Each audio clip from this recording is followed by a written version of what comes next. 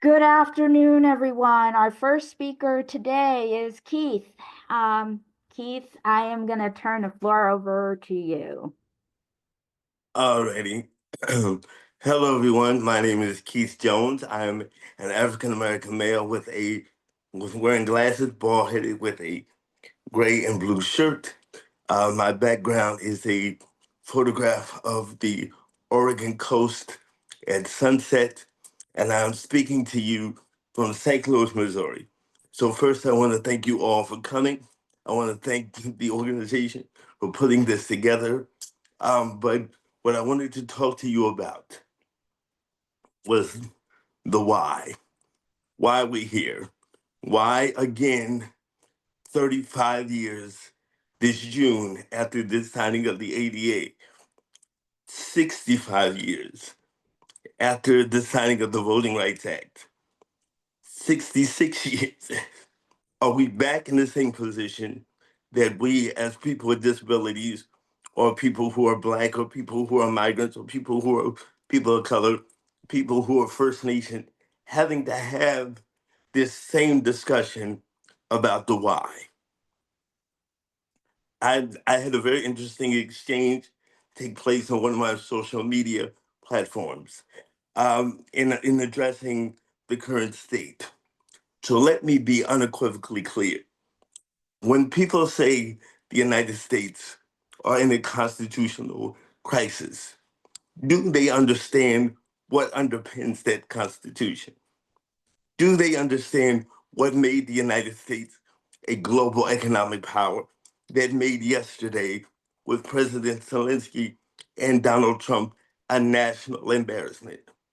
Do they understand why post November 6th, the entirety of the Black community, for the most part, said we're stepping back?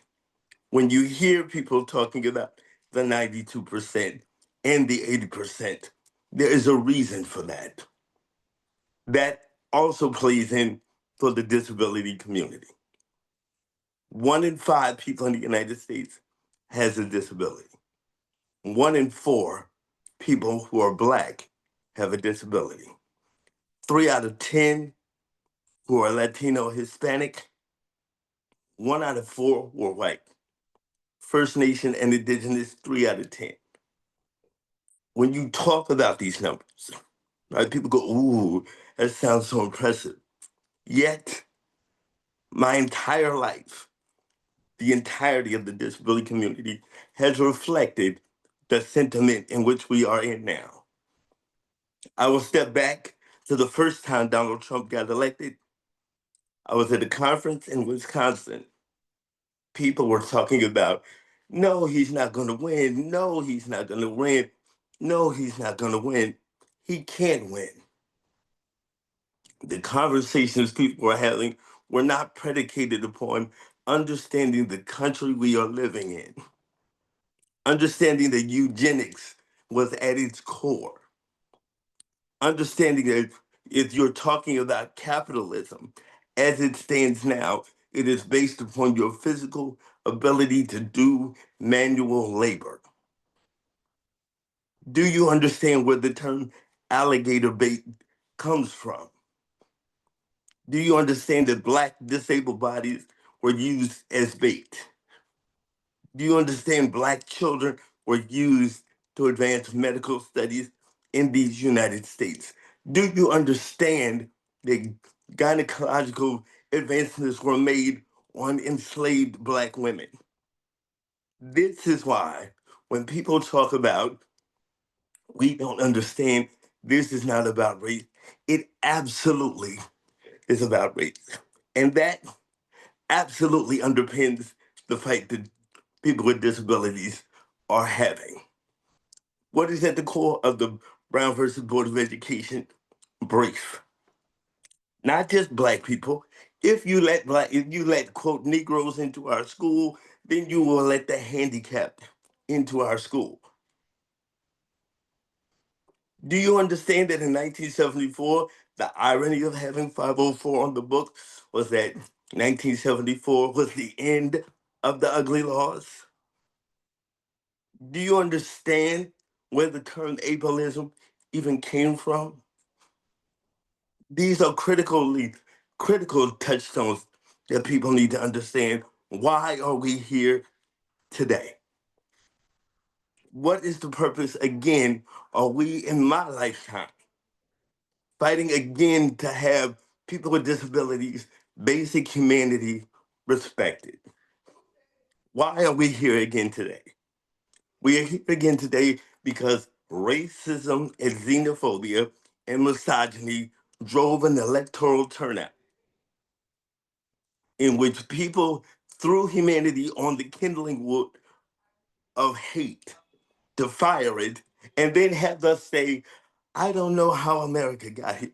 Yes, you do. You absolutely understand there was a clear decision. Do we keep people with medical conditions safe? Do we make sure that our citizenry is prepared to battle a pandemic and a mass disabling event? Are we electing legislators who are not just playing the game so they can get universal health care and a cushy job? Why is the disability community here once again?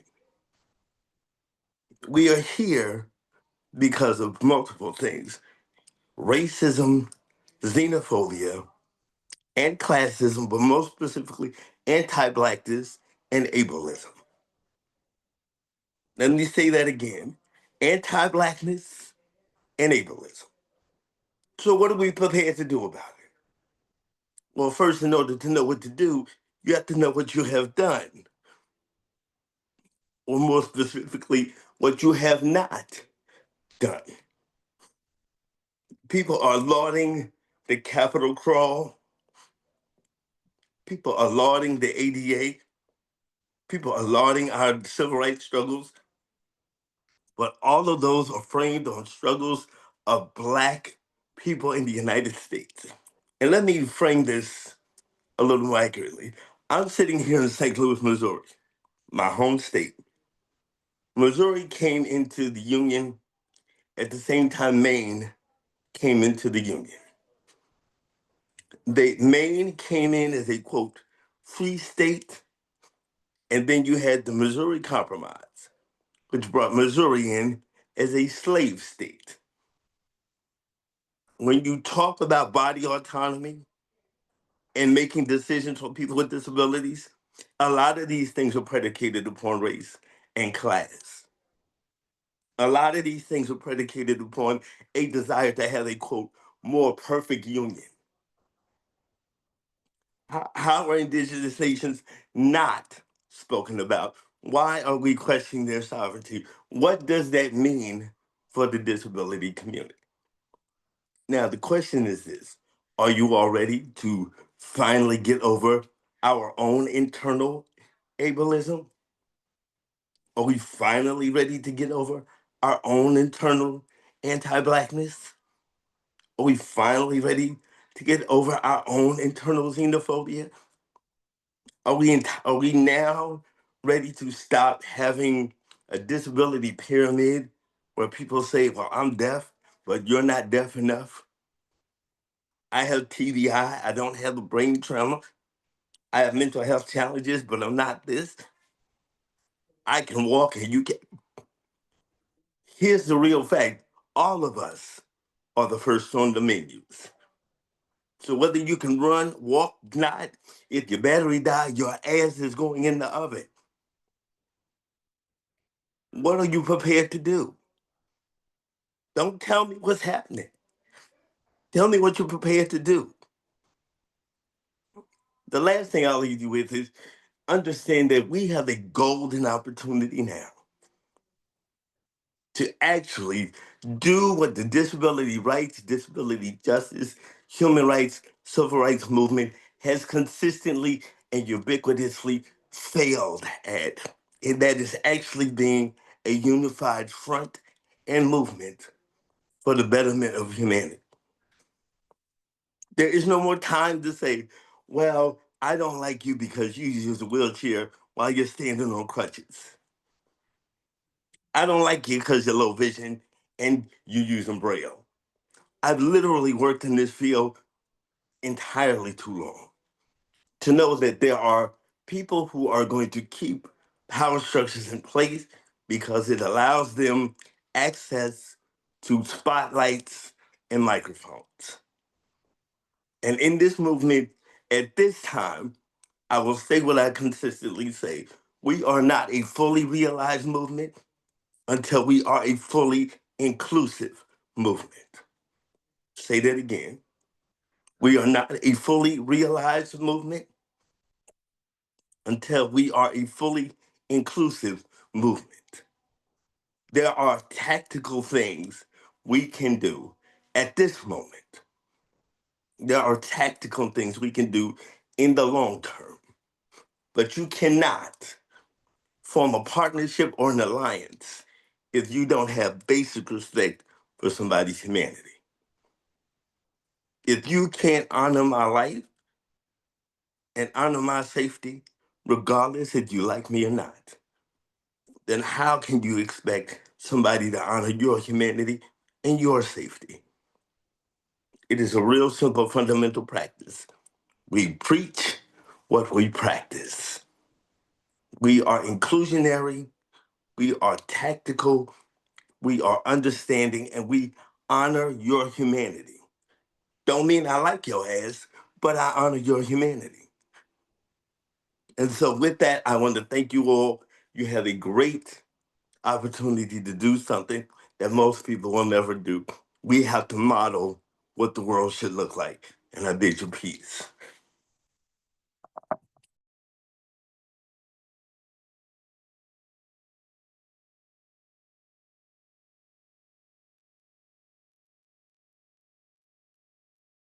Thank you, Keith. Keith is a dynamic speaker, spoke truth to power. I am really excited to introduce this speaker.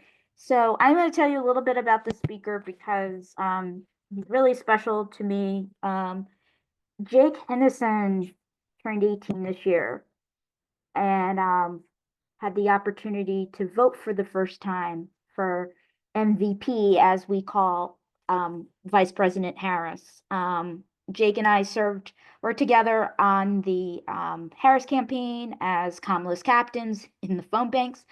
And we also now work together on some other projects as volunteers. And I wanted Jake to speak because I graduated high school like 30 years ago this year. I know I don't look it, but it's true. Um, and I remember my first time voting, which was 1996, and I was really excited to vote. And if you want to know anything political or anything like that about politics, about like each district, even city, county elections, and federal elections, Jake is your guy. So I am going to Jake, you have 10 minutes, and I am going to let you share about your experience. You can say whatever you want. There is no limits, just the time limit. Thanks. Thank you. I want to thank you for this opportunity. I want to thank the organization for hosting this event. This lends an incredible voice to people who otherwise would not have one, and this is it's an honor to be a part of this. After serving on the Harris campaign, and after watching her lose to someone who is effectively the embodiment of hatred, and someone who represents everything we should not be as a people. I was extremely discouraged, and I am still discouraged. Clearly, we all are to an extent. I want to share an experience I had very recently within the past week. So New Jersey is one of two states alongside Virginia, which is holding a gubernatorial election this year. Virginia has a very clear presumptive nominee in Abigail Spanberger, and I'm working on that as well. But in New Jersey, we have a very competitive Democratic field in which I'm trying to find my place in this primary. And I've met 4 out of the 6 candidates. I've met Sean Spiller, Ross Baraka, Mikey Sherrill, and most recently, I met Stephen Fulop, who is the mayor of Jersey City. And when I arrived in Lacey Township to meet Mayor Fulop, I he saw me because I was clearly by far the youngest person there. It was mostly older people, other than me, and he asked me how I was doing. And my typical response, I tend to be like one of the funny guys, like in those in sort of typical situations, I'll make jokes. And so I said, "Yeah, I'm not doing great." And I was clearly joking, but he seemed genuinely worried about me. Like he seemed genuinely concerned, which is rare for a politician. And um, this showed also two other moments while I was seeing him. He got an entire roster of assembly candidates to run for legislature in this upcoming General Assembly election in New Jersey. One of those candidates was Donald Campbell. Donald Campbell has spent his entire life working with disabled people and is a disabled individual himself, having cerebral palsy. And he recruited Donald Campbell to run in a deeply red district, a district that Campbell himself said he probably would not win. And that changed my perspective a little bit. Because when you're fighting a movement like this, when you're fighting a fight like this, there are going to be fights that you lose. There are going to be battles that you put forth. There are going to be moments where you give where you give it everything you've got and it doesn't work out. I experienced that for the first time when I saw Harris lose, and that was a pretty big defeat. But when you have people like Campbell step up to the plate and say, I know that I'm not always going to win these fights. I know that I'm not always going to come out on top, but the people need someone to give them hope. That's our job as individuals. We are all incredibly discouraged right now. We are facing overwhelming levels of hatred from the highest levels of government. And many of us in state government, county government, and municipal government, a lot of us don't have it much better. Some of us do, some of us don't. But as individuals, as people who are fighting in this movement, even if we don't always win, it's our job to involve ourselves whenever possible, to pick the small fights and win as many of them as we can. As Nieta previously mentioned, we've worked on several other smaller projects. Two of those projects, which were closely intertwined, were for on January 7th, there were special elections for Virginia's legislature. And Kannan Srinivasan and JJ Singh were the two legislative candidates running for those seats, both colored men. And they were fighting against several ballot initiatives proposed by the Democratic Party of Virginia that are advocate for equity and advocate against gerrymandering in part, which would affect disabled people and colored people disproportionately. Now, those were fights that we likely were going to win from the beginning. Right? These were deeply Democratic districts. They were going to, once they got the nomination, that was it. But when we got involved, we made 25,000 calls for both of those districts. Those districts won by a few thousand votes. And so when you involve yourself in every fight, when you involve yourself in every possible opportunity, and when you fight for people that need it, even if it feels like you're going to win, even if it feels like you're going to lose, there are going to be outcomes where there's an upset and where you overturn results. And so it is our responsibility to fight these battles, even if they seem hopeless at times, because definitely we all feel pretty hopeless right now. Prior to my meeting with Fulop and my meeting with Campbell, I was taking a hiatus, and I might have stepped back for a much longer period of time had I not seen someone fighting that fight in a situation where he knew he was probably going to lose. The county of New Jersey that I live in is Ocean County, which is 2/3 Republican. And I'm not trying to disparage individuals. There are people I know that do, despite aligning with conservative values, do not align with what's happening at the top and are extremely opposed to what's happening at the top.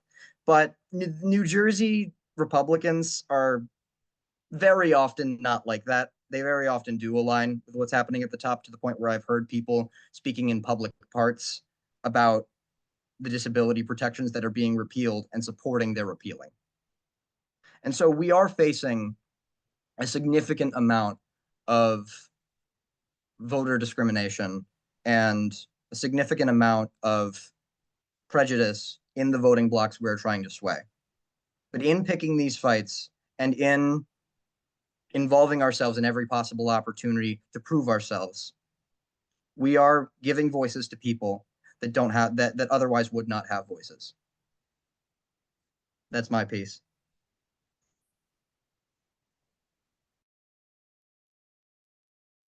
Thank you so much, Jake. I just want to say this to you. Um, you remind me of me when I was your age. I was 18 in high school and very politically active as a member of the LGBTQ community and as mainstream special ed student. And so, um, when you get to college, I'm gonna just say this: don't let them take your fire away from you. Trust And me, they've tried many times. They have not succeeded yet. So don't let them take the fire away from you. And most importantly, stick to your principles because that's all we have at this point. And I am with you.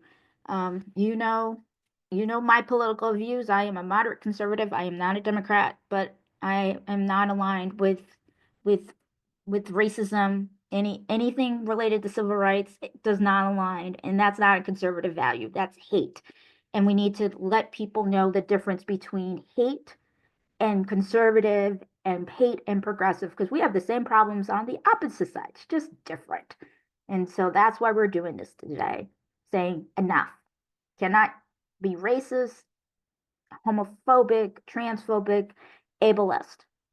So before I bring up the next panel, I do want to say is that um, ASL interpretation, Spanish interpretation does cost money. And if you have it to give, I'm going to ask our chat host to post in the chat our donation link. If you have it to give, that would be great. Please do that. Also, we still have room. So if you have friends who you know who would be interested in being here, we still have plenty of space for them to log in and hop in. The revolution won't be televised. The revolution is not going to be televised. But if you want to get involved, this is the space you need to be in today. Um so um I am going to ask our tech host to spotlight our panelists for our disability and self-advocacy panel right now. Hello, hello, hello, hello. So this is going to be just like a regular conversation. I know I didn't get a chance to talk to you backstage because we were trying to work out the tech stuff. So I am going to do a ladies first kind of sort of thing. So Danielle, do you want to go first? And then, Sure. Just to give a little intro. now give like a three, both our panelists. I forgot to just say this. Both our panelists is going to give like a 3-minute intro of who they are, what they do.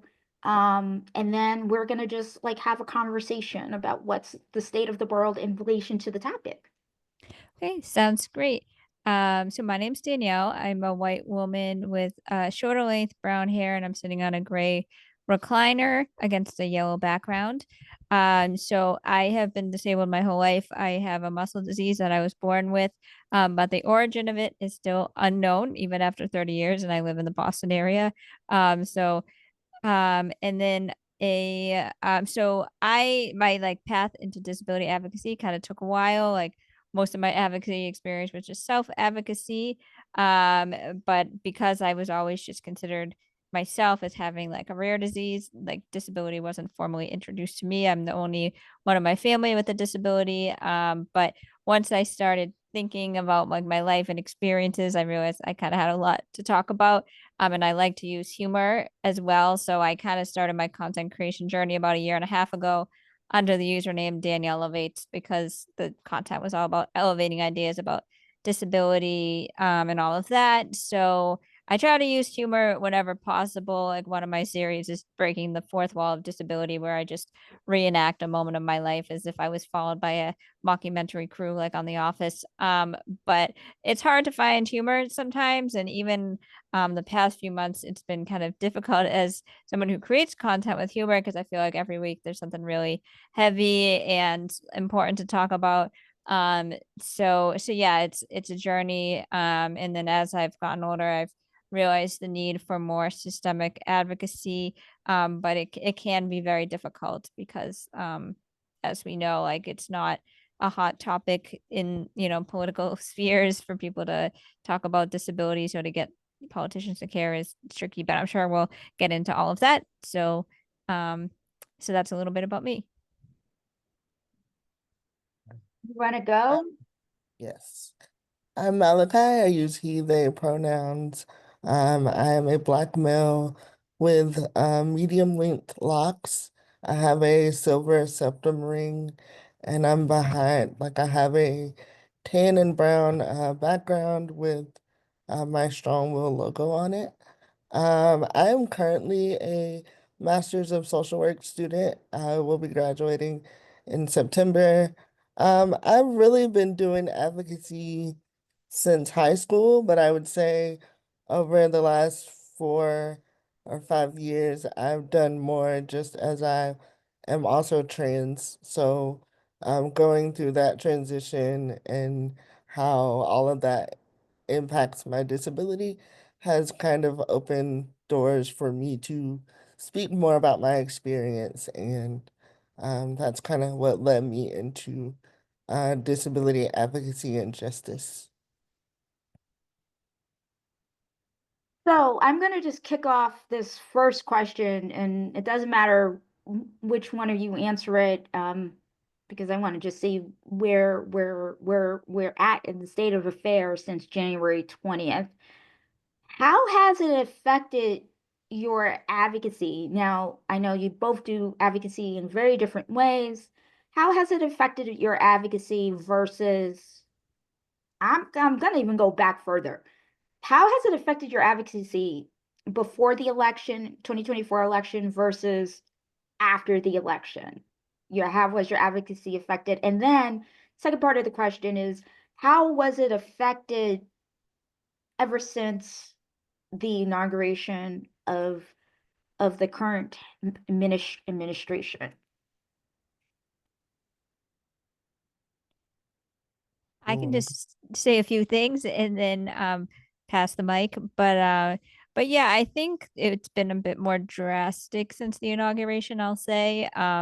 Because even things like I had mentioned earlier, it's kind of harder to find humor right now because I feel like there's like an onslaught of things, and many people say, which I think is correct, that a lot happens at once to try to fatigue the community, which I feel like the community hasn't been fatigued, but I think that is the goal at the moment.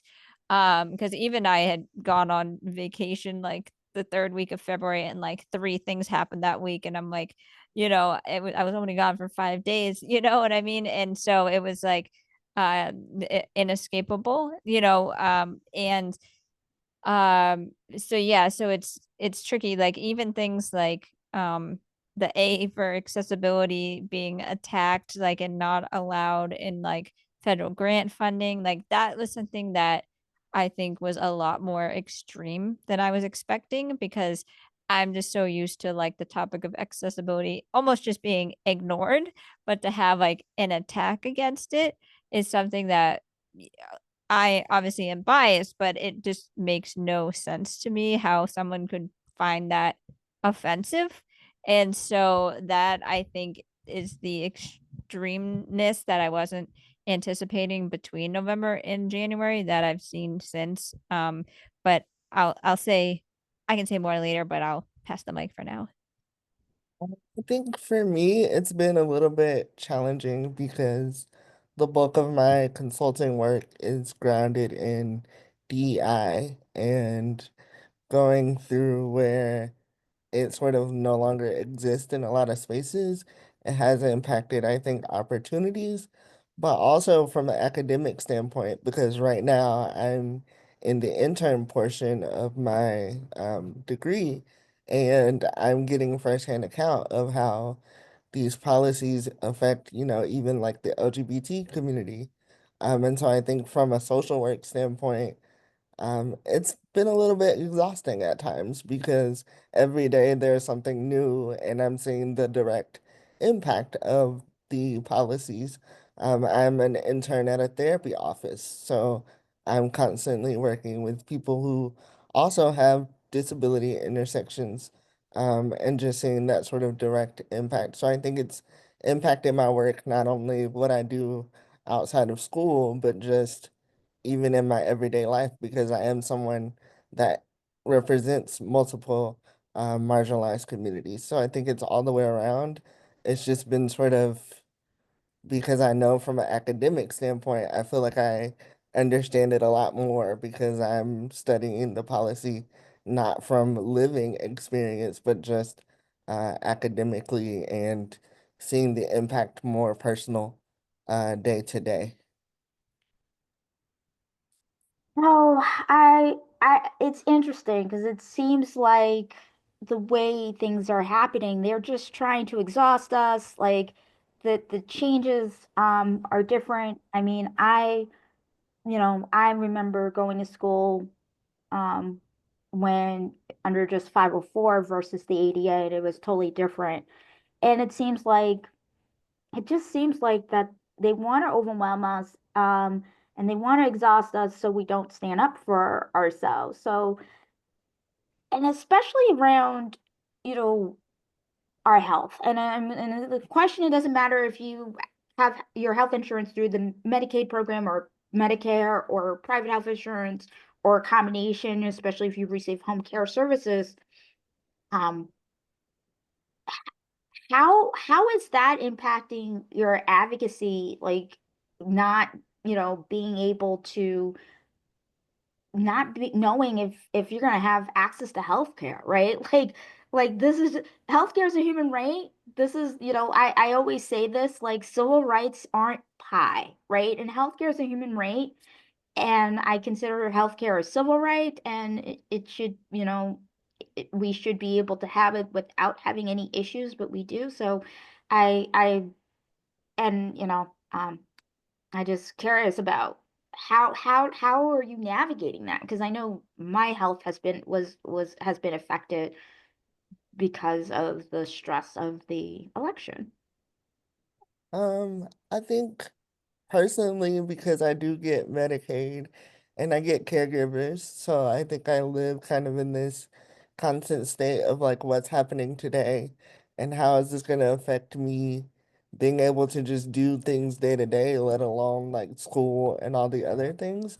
So I think I worry a lot more just because I do understand it from both sides because I live it and then I turn around and I have some clients, even in my internship, who don't know if Medicaid's going to cover their stuff. Trying to get like gender affirming surgeries as well. And even in my own personal experience, there were things that I was planning to get this year, and I don't know, just as a trans person, seeing that erasure. So it's been really difficult, I think, from just that marginalized standpoint of I feel it from all angles. And it does impact how I go about advocacy because now I feel like it has to be very social media based, because a lot of opportunities are sort of, they're not paying into those anymore, just in terms of giving space for other voices. Yeah, thank you for sharing. And I will say, I don't use caretakers, but I feel that is like my biggest source of fear for the community with potential Medicaid cuts. Because even that's something, making cuts in that area is something that even happens in places that people think are safe, like, like bluer states. Like I always see like those kind of get snuck in, like, oh, a cut here, like in Massachusetts, like I can't remember. This was like a few months ago, like there was some cuts to food preparation, caretaking, and people, it's something that flies under the radar, but these little cuts that happen moment by moment, like are very normalized by all parties, I think. So I think caretaking is something that we need to really prioritize a lot, because that's, I think, where the biggest danger is. And I will say, just from my point of view, like my personal experience, was mentioned earlier, a lot of these opportunities are drying up. Like, so I had at one point, I work in marketing, and was like, oh, maybe I could do, my own thing, and all that. And this was like before the election. So I was like, I'll see how the election turns out. And then I'm like, yeah, no, like there's like, I really would feel unsafe, honestly, without employer sponsored healthcare in this state of affairs, for lack of a better word. So I do fear for people that rely completely on government insurance.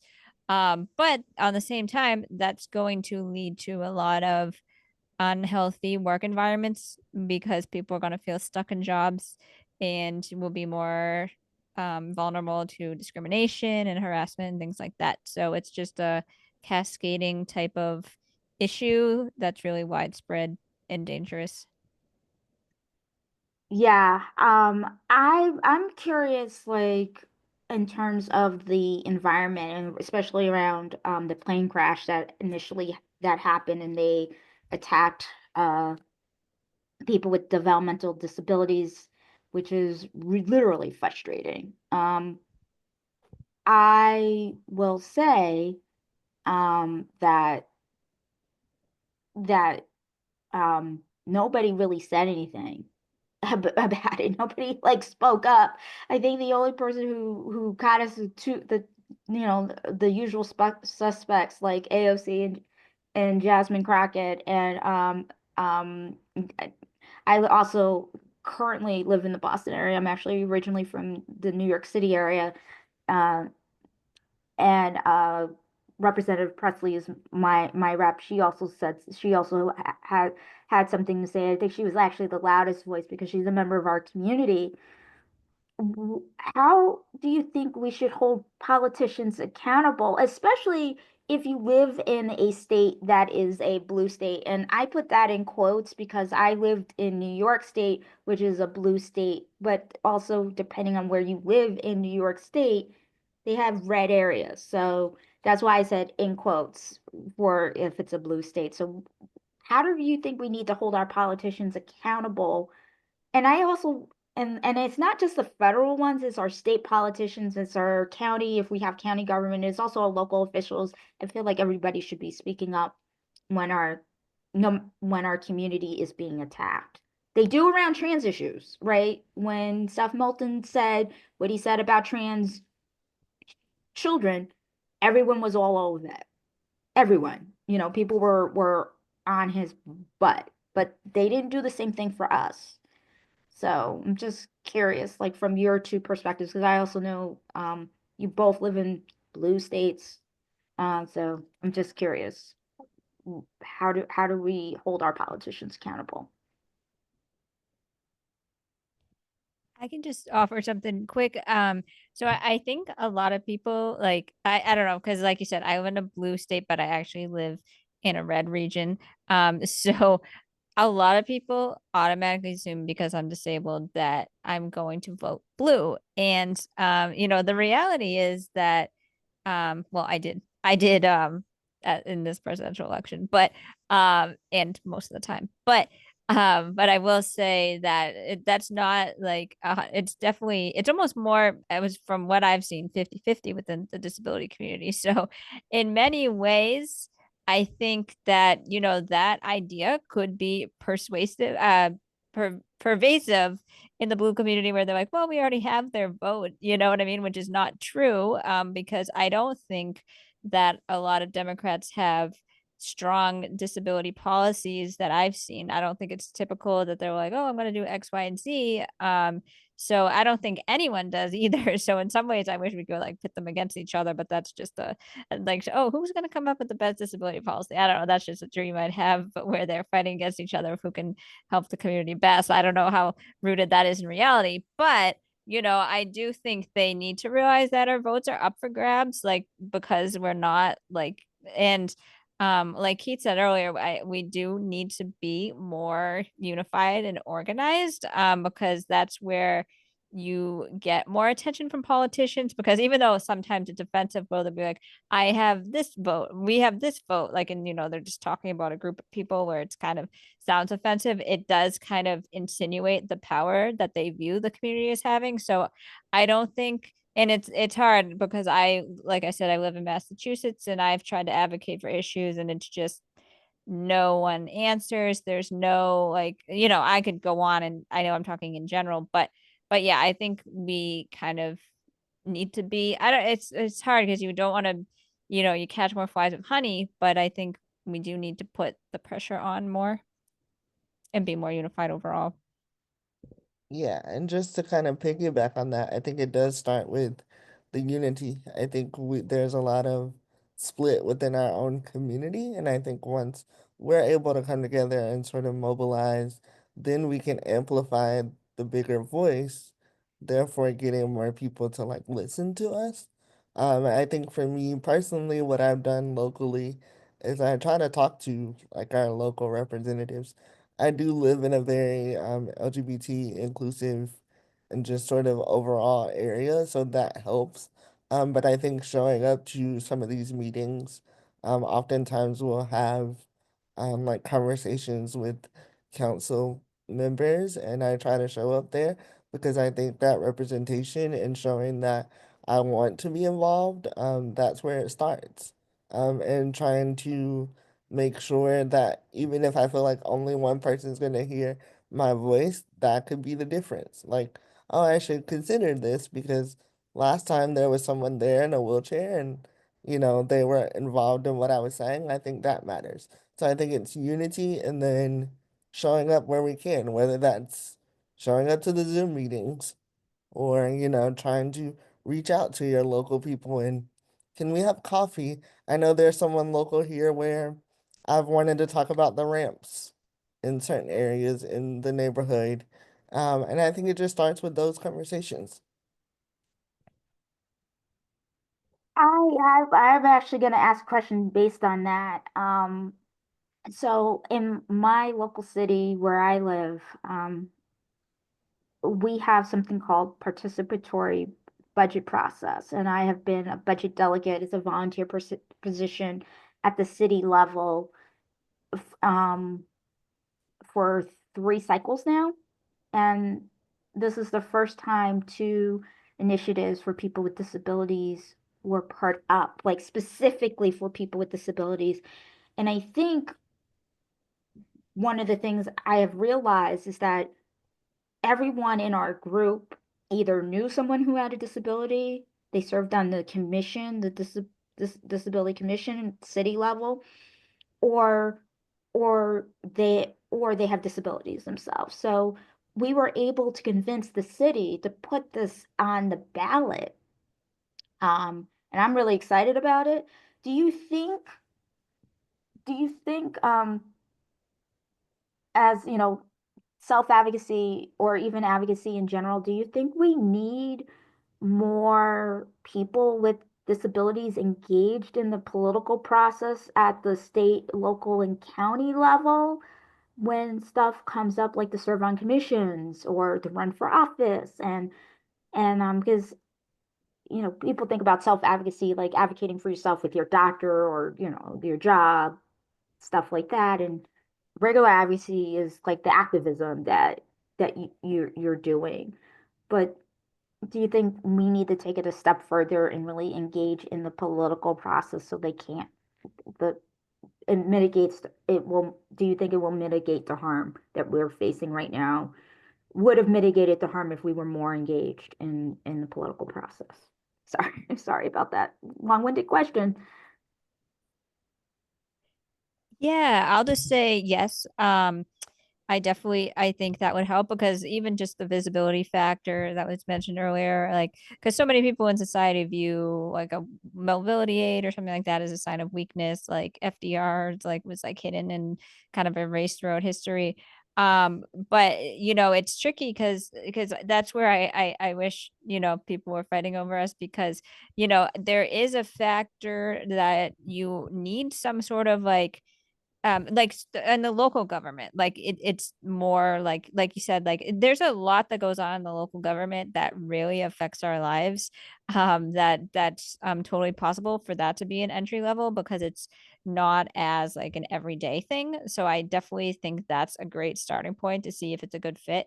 But as far as like when I look at some of like the representatives, like county representatives and stuff, like this, you do have to like it's almost like applying for a job every 3 years. So it's like it's tough for disabled people to have a not guaranteed job. Like, so if they don't have like a super, financial backer behind them, that's where it can be hard for disabled people to be, involved in like bigger positions in politics, which I think, it would be great if there was like, some sort of financial pool that would support disabled candidates. But I do think that's a access barrier. But I would encourage anyone to get involved in their local government if they're able, because there are some low lower time commitments, and it's hard because we're always advocating for so much that, like in our daily lives compared to average people, that the energy can be out. But I do suggest local government to start if you can. I do think that would be good, and also making those things accessible. I think more of us would show up if there were also always like video meetings or different ways to access the information. Because a lot of us may not have transportation or may not be able to get on like buses to get to some of these places to get to the meetings. So I think when we think about it, goes back to the energy. We spend so much energy in the planning to do something that often when we get in the space to do it, we don't have the capacity to do it. And so if we could make those spaces a little bit more accessible where there's not much energy used, then we can put that energy in the spaces where it needs to be.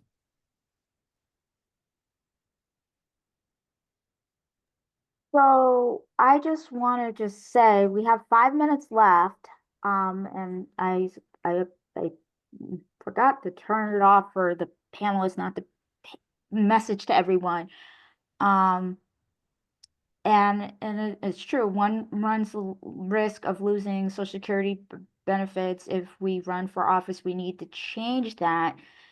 I do agree, but I also think we have people who don't rely on Social Security benefits that can run for office, right? I feel like sometimes we focus so much on the people who don't get who get Social Security or disability or SSI and Medicaid and Medicare. There's a whole swath of us that might only get one of these things, right? Like I'm on Mass Health, which is our state Medicaid program. I don't get anything else. I don't qualify for anything else. And the only reason why I qualify is because of the expanded Medicaid due to the ACA.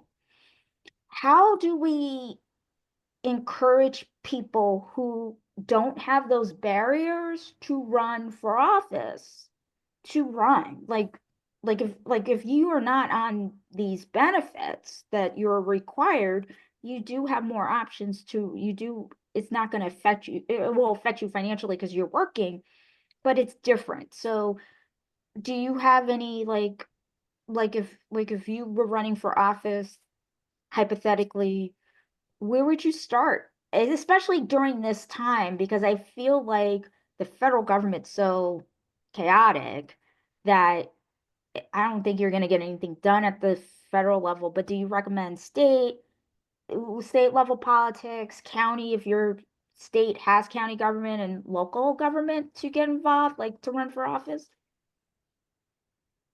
Yeah, I would say starting like as local as possible just to get a taste, because often you'll see those seats are going like uncontested.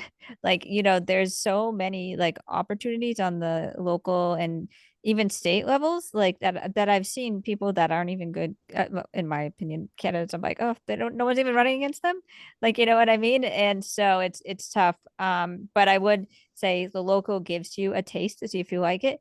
And I've seen people that aren't even involved in government like get involved and then they like really get like hooked on it. And because you really see how much gets done, like, and how much influence you have even on a local level. So I would just say start there, because you can see the change like very like and then you can see if you are okay with the criticism and all that type of stuff.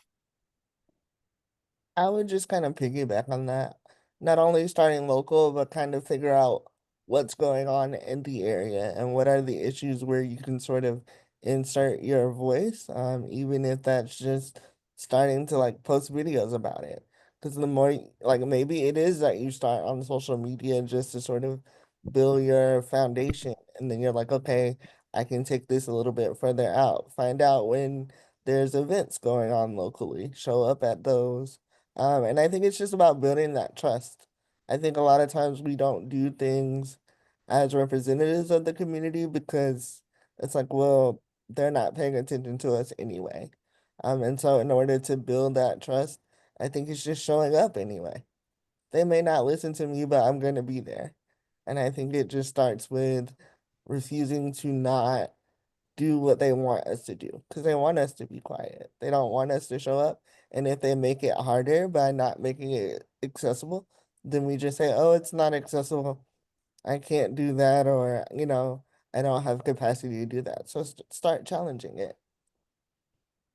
Thank you so much for engaging in this conversation. I just want to, just before we close and move on to our next speaker, don't obey in advance, regardless if it's the current administration and the chaos. They expect us to be tired. Don't obey in advance. Don't listen to people saying it's hopeless because they want us to give up. And I just want to remind people who were not alive in especially in the 1970s and even the 80s, if you were born after the ADA was passed, those of us who are older and who remember what life was like before the ADA and before 504, they didn't have the level of access and they figured it out, right? And nobody's coming to save us. We have to save ourselves.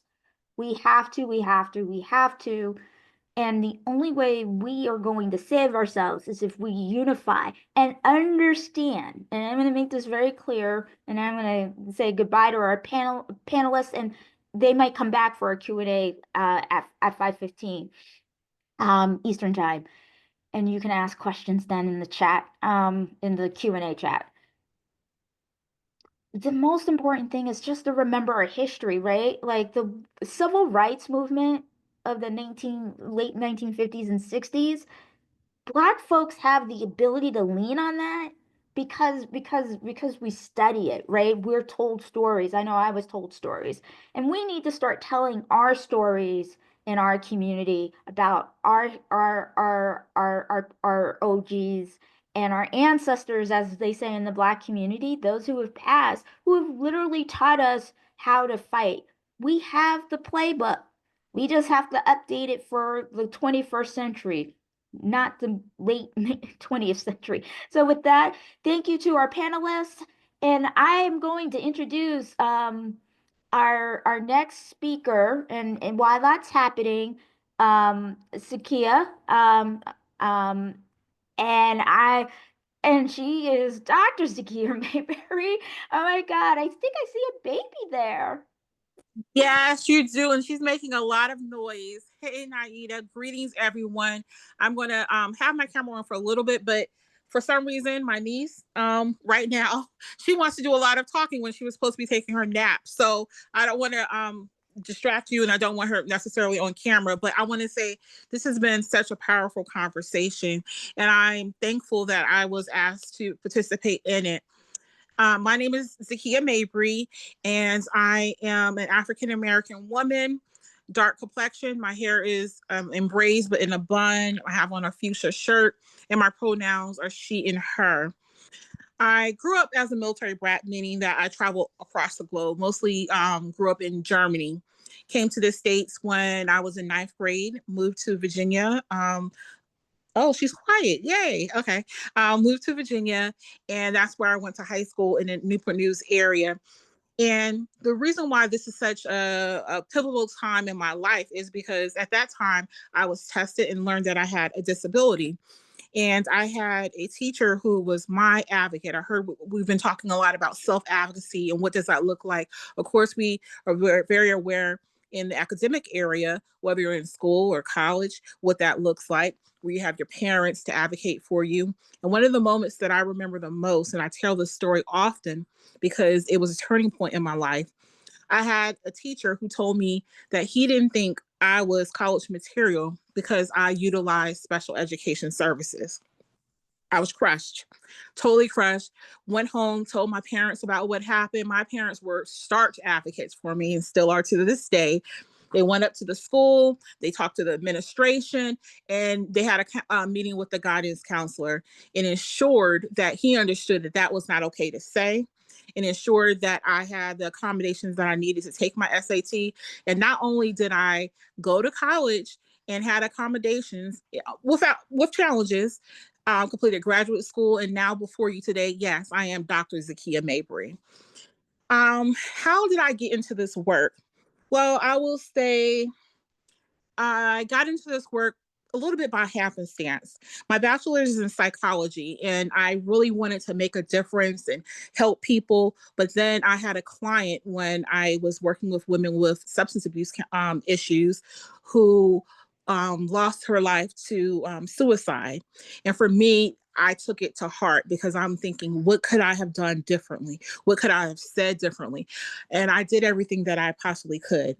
I alerted the nurse, I alerted the director, certain things that I was seeing that occurred.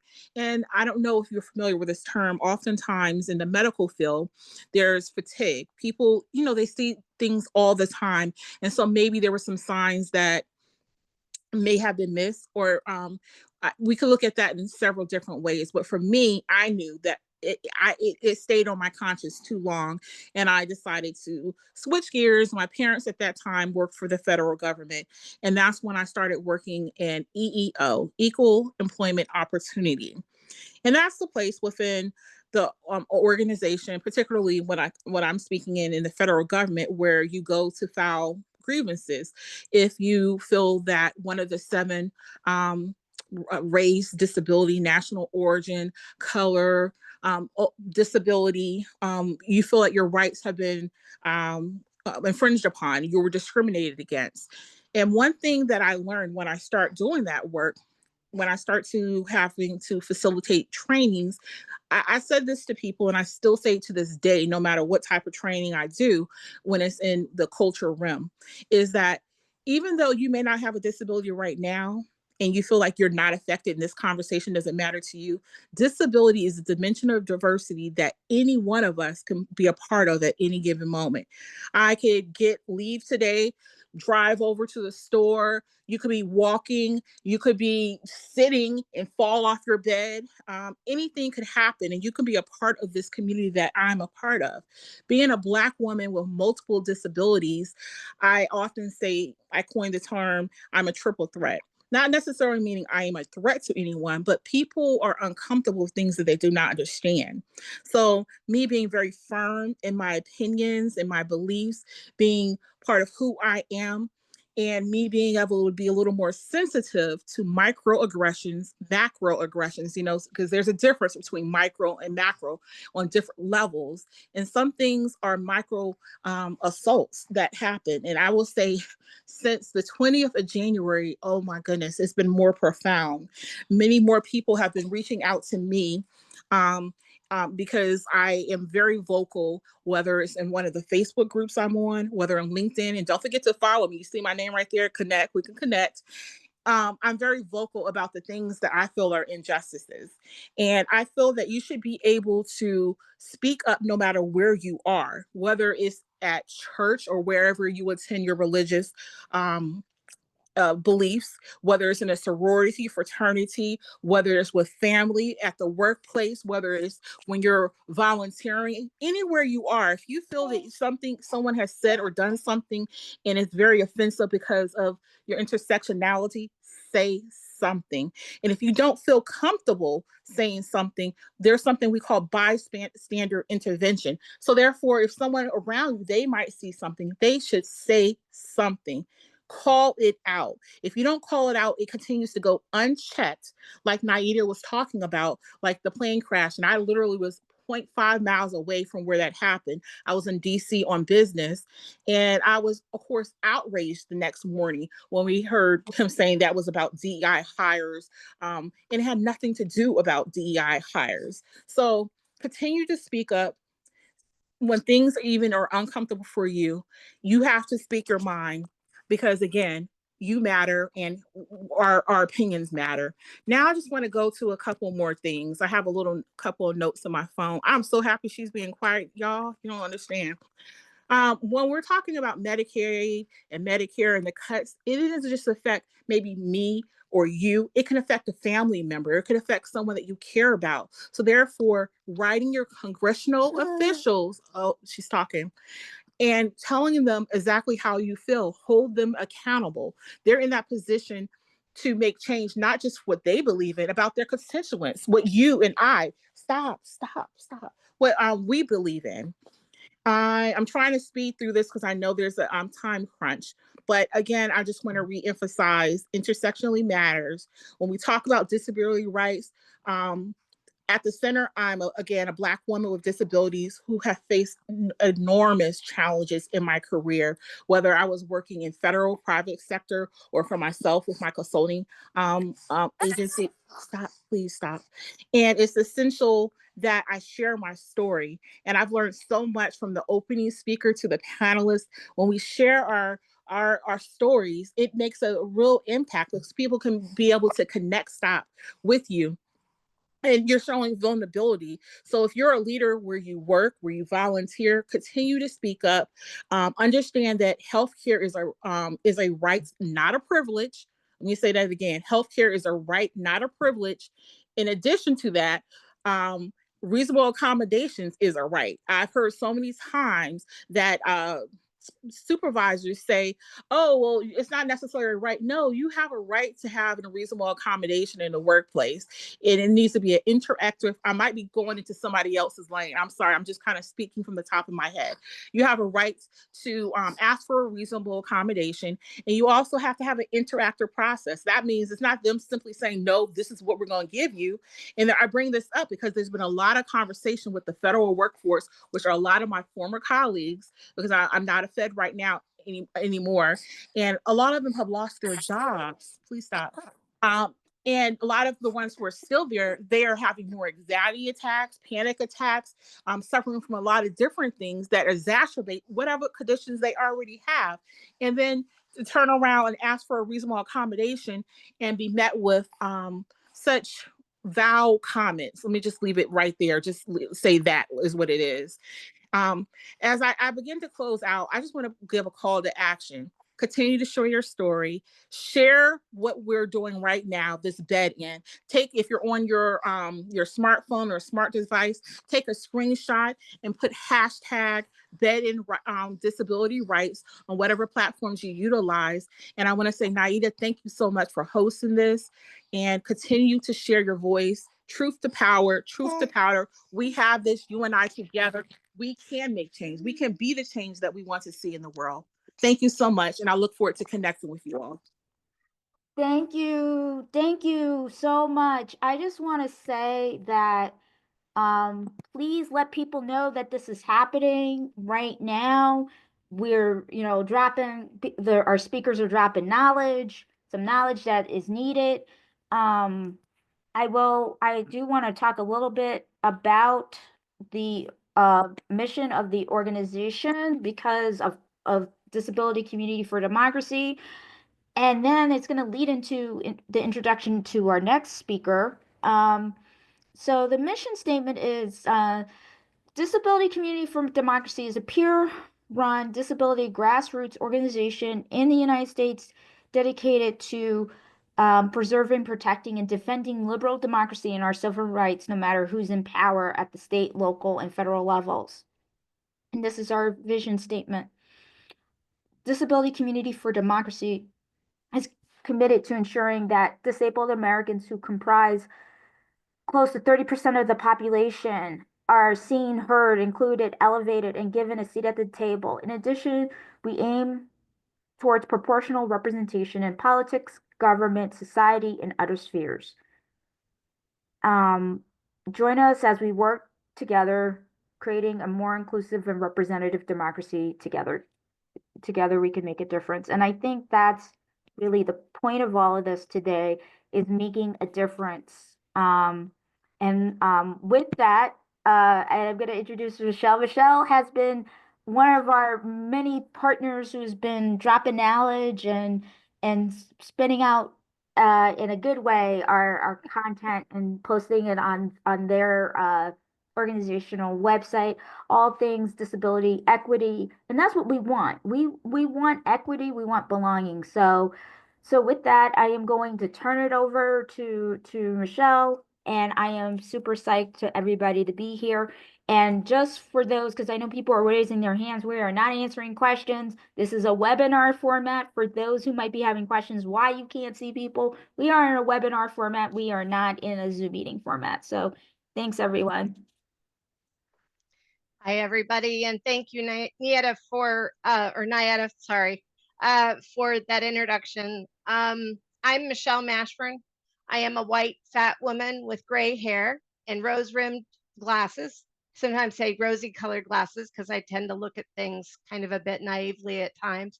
I sit in a power wheelchair. I have multiple disabilities, and I am also a psychiatric survivor.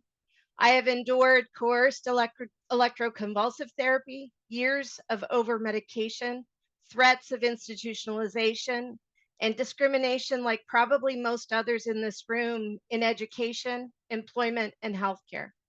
But I refuse to be defined by the barriers created by these systems and those who uphold them. Now, almost 30 years after becoming disabled, I'm considered a community leader. I'm a student of disability justice, supporting leadership of those most impacted by oppression in our society. My experience is also shaped by a lifetime of poverty and my queer identity. During the pandemic, I created all things disability, not all things disability equity yet, to drive critical needs that the community had that were being left behind and omitted in the disaster response that we had locally. This led to the adoption of a disability inclusion and equity pledge modeled after the philanthropy one. This was adopted at both my county and my city level. I was also active in establishing a county office of disability affairs and securing funds for a disability affairs officer through a budget process with the city council. Now I'm building on that foundation with all things disability equity. ATDE. ATDE advances disability equity through education on ableism, disability-informed practices, and leadership development. We are serving individuals, businesses, organizations, and government entities.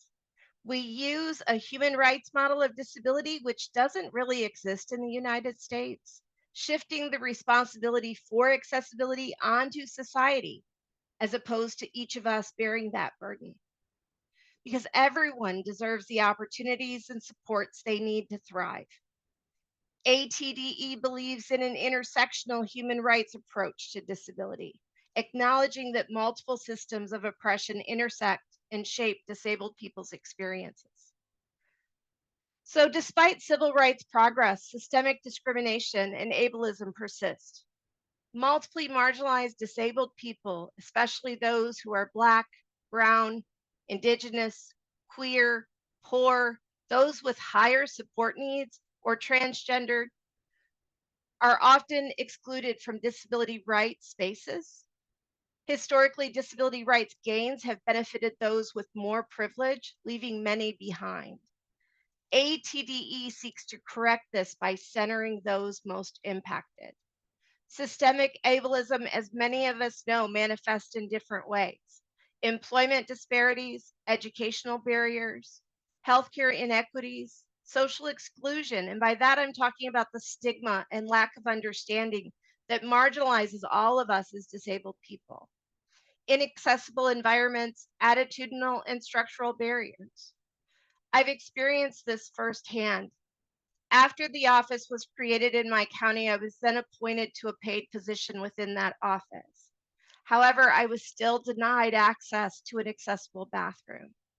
They refused to install an electric door opener, and even the US Equal Employment Opportunities Commission stated the evidence on record that I had worked hard to submit failed to establish an ADA violation, primarily under the category of undue burden. But this wasn't just about the door. They never intended to offer me full employment, is my feeling. My access needs were an inconvenience in their largely inaccessible structure. My disabilities were seen as too much. I wasn't seen as professional or qualified enough because I didn't fit their charity and medical model of disability. And I was a shock, and I continue to be a shock to everybody's status quo. Ultimately, they weren't ready to change. And I know I'm not alone. The system wasn't built for us. It takes our labor without providing us access to basic human rights. It decides who of us is worthy to exist in public and who should be hidden away. But I'll say this, we're here and we aren't going anywhere. To understand ableism, we must look at history, beginning with the enslavement of people from other lands, as well as indigenous genocide and the oppression of women. These systems sought to control, dehumanize, and devalue those seen as different. The eugenics movement of the 19th and 20th century fueled forced sterilization and institutionalization. These harmful ideas still echo today in our public policy and the defunding of essential support programs. Modern day ugly laws continue to push disabled people out of public spaces.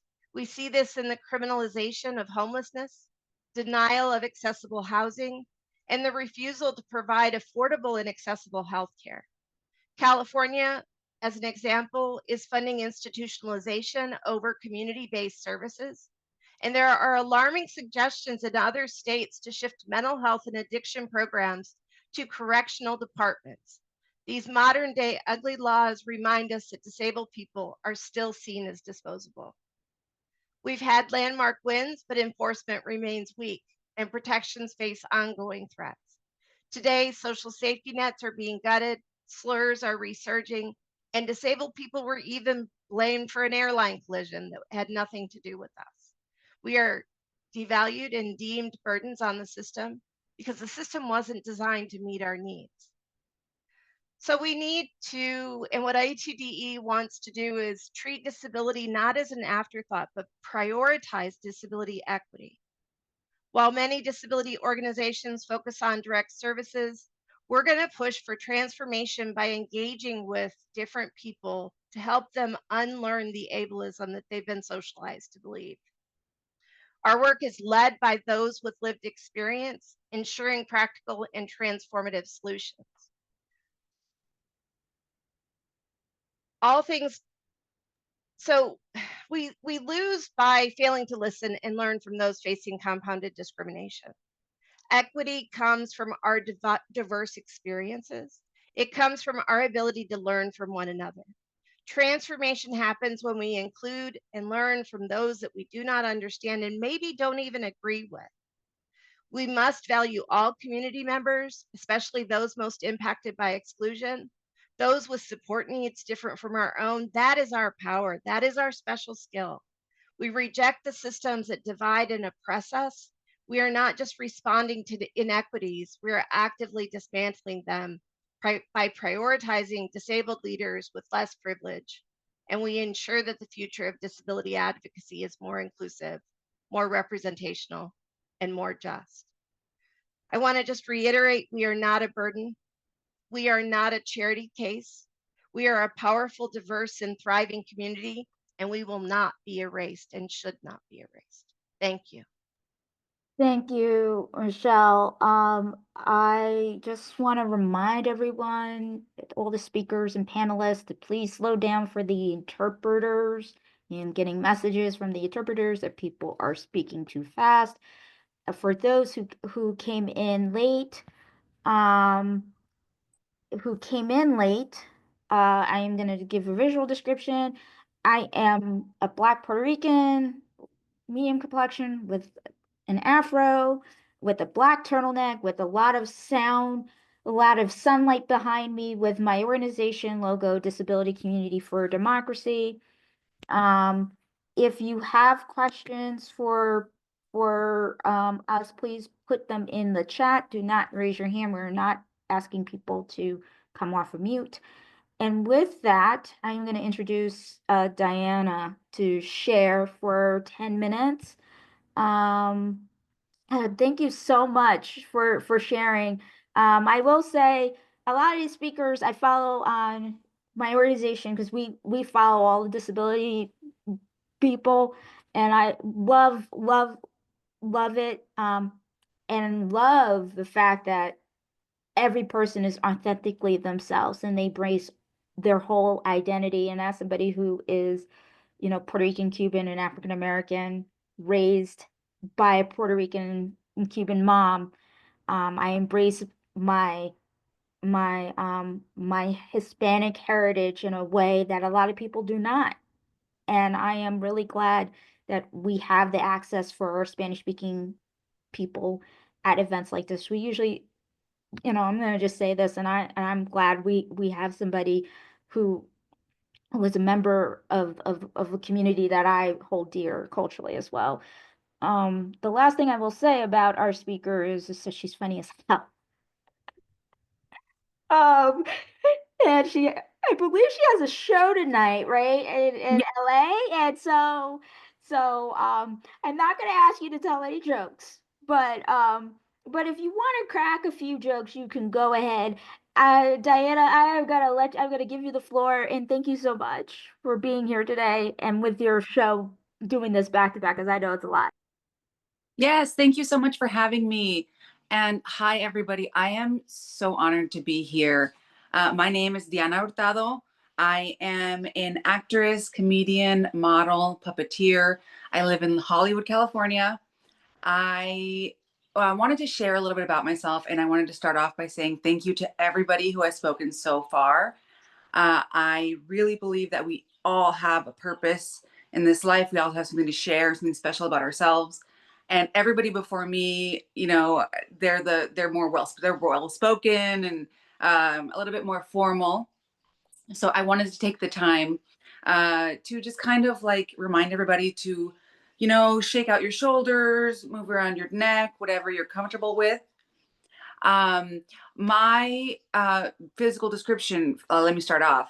I have curly brown hair, tan skin against a white blurred background. And I am a Hispanic woman. Yes, so I am so happy to be here. And I wanted to share a little bit about my story. So I am a wheelchair user and a mobility aid user. I had an accident 11 years ago. My life day is coming up, so that's exciting. I was in a car accident that left me with a traumatic brain injury and a spinal cord injury. So I lost a lot of the use of my legs, and it completely changed my life because I wasn't born disabled. I had to learn a lot of things. And now if somebody were to ask me, like, would I change it if I could go back? Absolutely not. I would not change a thing because I love everything that I've learned. I love myself. I love the way I view the world. And I feel like I bring that into every room I'm involved in. A few years ago, I made the choice to pack up my Toyota Corolla and my service dog and move out to Los Angeles, move out to Hollywood, and try to see what what I can do, because not because I felt like I was the best or I could, you know, I was so special, but because I thought I have a voice that is necessary and can add to media, to representation, and that has proven to be true. I have had an amazing time here in Los Angeles, and I've had a very difficult time. I when I first became disabled, I didn't know what the future held for me, and I was so scared. I didn't see any examples of, you know, in the media of a woman like living her best life, being disabled and having fun. And I really wish I could have had that. I'm going to slow down for the ASL interpreter and for the Spanish interpreter. I know that I speak quickly. Yeah, so when I first became disabled, I didn't have a role model to look up to say like, oh, she can have it all. You can be disabled and have fun and live a great life. And I wish I could have. And when I moved here with the intention to provide that.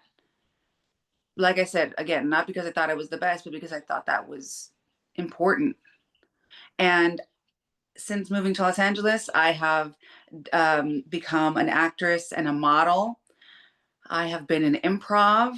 I became a puppeteer recently. I have been in a lot of rooms with a lot of very important people, a lot of incredible artists. And every time I step into these rooms and I am a part of the conversation, I have somebody who, you know, meets me after class or after a show, or maybe at graduation of a class, and they'll say, I am so glad you were in this class because you brought a perspective, a voice that we otherwise would not have had. All of the pieces that I create come from that disability lens.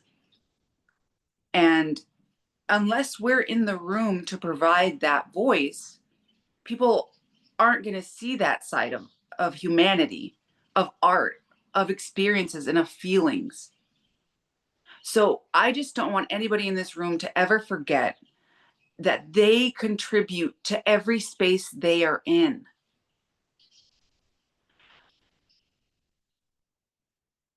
The space that disabled artists hold in society and disabled people in general. We remind capitalists of the inherent value of humanity, of humans, of what people who are not producing capital necessarily or working a traditional job, that we still provide the most important thing in life, which is love and community and art and feelings. We can change and create feelings, something that touches people to the core, to their humanity, whether that be through puppetry or laughter or art or sorrow, despair. I talk about my chronic pain, and I've had to learn how to speak about that, and it's an ongoing journey. But bringing attention to pain as an experience, as a life experience, and not as something that I should be excluded for having. That's a conversation that we haven't had yet. Ooh, notice the all the reactions, they got quiet because it's a hard subject. But at the end of the day, you leave the conversation and you're like, huh, like you think back on it, and it opens up your mind in a world where they don't want you to think critically because they want to sell you this or that solution. I love that art and honestly, the disabled community in general, we hold truth to power just by existing. And I believe that there's power in that, and they are afraid of it. And that's why they want to exclude us and make people afraid of us or blame us for plane crashes. I mean, come on. We've all had similar experiences where we've been discriminated against and treated poorly or excluded. And I really want to remind everybody again of their power. I have experience not just in the disability community, but also as a Chicana and a member of the Latinx Chicanx community. And I've seen the power of activism, of solidarity. These are also our communities, by the way. I love that we're creating community here, but also there are established communities. The Brown Berets, the Panthers, the Young Lords. There are communities out there that align with our same goals, that believe already in our humanity, and who want to support us the way we support them. So let's not forget about our colleagues in other communities that I feel it's very important to reach out to and to model after the change that they've created. I mean, free breakfast in schools, that's the Black Panthers, baby. Like that's who we need to thank for incredible change. Just like Niera, she's the change that she's creating. That is incredible. And this is the kind of change that comes from community. So I'm just happy to be here. Thank you again for inviting me. I'm not sure if that's my time, but that's all I have to say today. Thank you so much for everybody for being here today. And we got this. Let's create the change. Si se puede. Yes, we can. Before we remove the spotlight, I want to thank you for talking about the Young Lords. A lot of people don't know who they are. They are a group of Puerto Ricans from the 60s. Geraldo Rivera was a member, and they fought for independence of the island of Puerto Rico. And a lot of them ended up in jail, same as the Black Panthers, because of our federal government. And I just want to remind people, any sort of social change, regardless if it's liberal or conservative, because and regardless, there's always infiltration by the federal government. Why? Because they don't want the change. It doesn't matter if it's good change or bad change. They want to keep the status quo so we can stay divided. We need to be unified. And I am going to say this. I said this to Keith and I had a conversation this morning, and I brought up the fact that we need to be more unified in our spaces. The spaces that don't talk about disability rights, they need to create a space at the table for us, or they need to come to the table that we are creating. We are creating this table that we're multi-generational, multi-ethnic, multi-class. I have class and education privilege. And actually, because of my family, some of my family members' proximity to whiteness, I have family members who have blonde hair and blue eyes, and they are related to me. It protects me, right? That protects me, that proximity to whiteness, white presenting family members. It protects me. Class protects me. My education protects me. So when they talk about all of these budget cuts that they're talking about, I know how to advocate for myself and speak in a way to the caseworkers and the lawyers that is not threatening, right?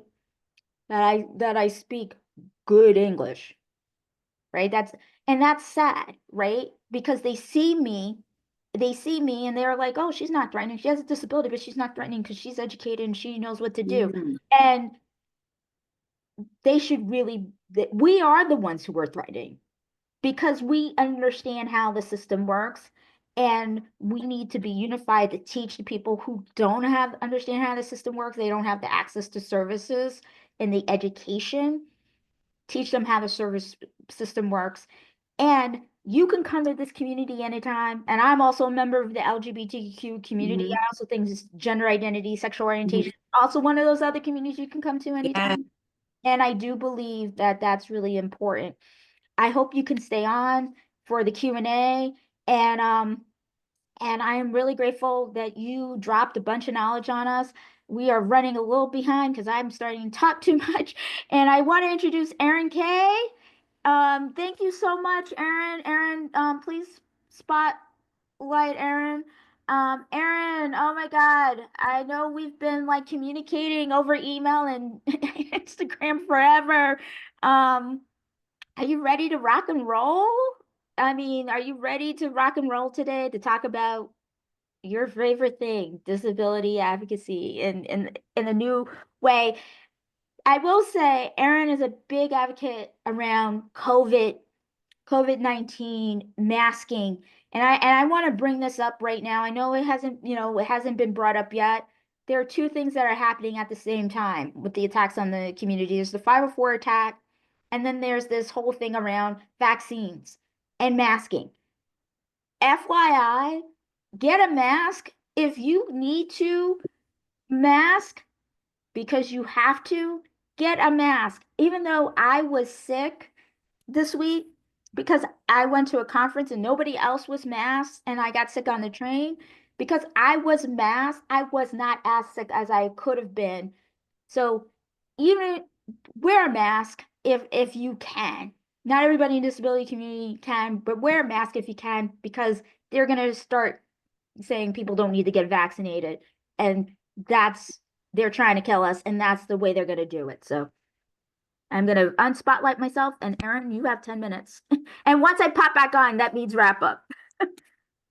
Okay, I will go quickly. And Nida, I just want to say thank you so much for having me. And we have been talking a lot and communicating. And I just want to thank you for bringing up COVID-19 and the importance of masking. So I'm a person who's been disabled from birth. I have cerebral palsy and I use a walker and a wheelchair.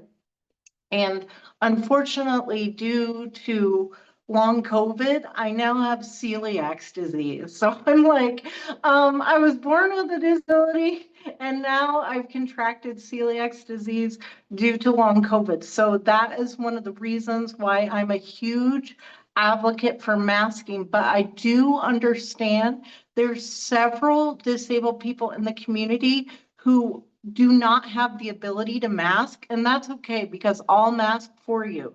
Because when we mask, we create community care and we create safe spaces. So that's my little platform on that. I never want anyone in the disabled community to feel guilty about not wearing a mask. It's one of the reasons why protests and rallies are really trying to enforce masking because we want to keep you protected. So a little bit about me. Sorry, I'm going too fast for the interpreter. I apologize for that. I will slow down. But my name is Erin Noon Kay. I'm the CEO and founder of Claiming Disability. We are a media organization working to educate, advocate, and empower the disabled community through media projects. And I've actually been lucky enough to sit down with director Jim Lebrecht from Crip Camp and Nicole Newham. And if you haven't seen that documentary, Crip Camp, it's absolutely life-changing. And I love that Diana brought up the Black Panthers, Crip Camp, the 504 sit-ins, because I love talking about disability history and teaching about disability history. You realize when you become an advocate out here that there's not really a good concept of disability history. People are like, I don't know what the Capitol crawl is. I don't know what the 504 sit-ins are. And it's amazing because our history is so robust and diverse and amazing, and it's all intersectional. And I love teaching about disability history. I love teaching people currently that Marsha P. Johnson, a trans activist, was also a Black disabled trans activist who advocated for better psychiatric care in the 1960s and 70s. Trans rights is intersectional with disabilities rights. I think it's just kind of repeating all the sentiments. I've heard so much amazing stuff today, and I know that I'm just rambling, but I did want to say, when you guys were talking about your panel about more disabled people running for office, there's actually disabled advocates in Iowa currently, that's where I'm located, that are trying to pass the Work Without Worry bill, which is actually a bill, which is that, okay, good. You guys have heard of it, which is actually a bill that is trying to make it so you can be on benefits and run for public office and have, your job and things like that. I also want to say, people are like, why do you care about Medicaid being cut? If you're a disabled person who's married, you're not currently on Medicaid anymore. I used to be on Medicaid. I was on Medicaid until I was 27 years old. Then I got my big corporate adult job, and I got in trouble with the US government. And I am currently making overpayments to the US government of $5,000 for being on Medicaid, being on SSI. I don't think a lot of people realize that disabled people are actually punished for being on public benefits. So that's something I learned the hard way. So if you guys struggle with that, I will refer you to vocational rehabilitation and some programs that will help you to eliminate those overpayments. But essentially, I wanted to say today, guys, they are trying to overwhelm us. They're trying to separate us. They are trying to throw all these things at us so we become overwhelmed.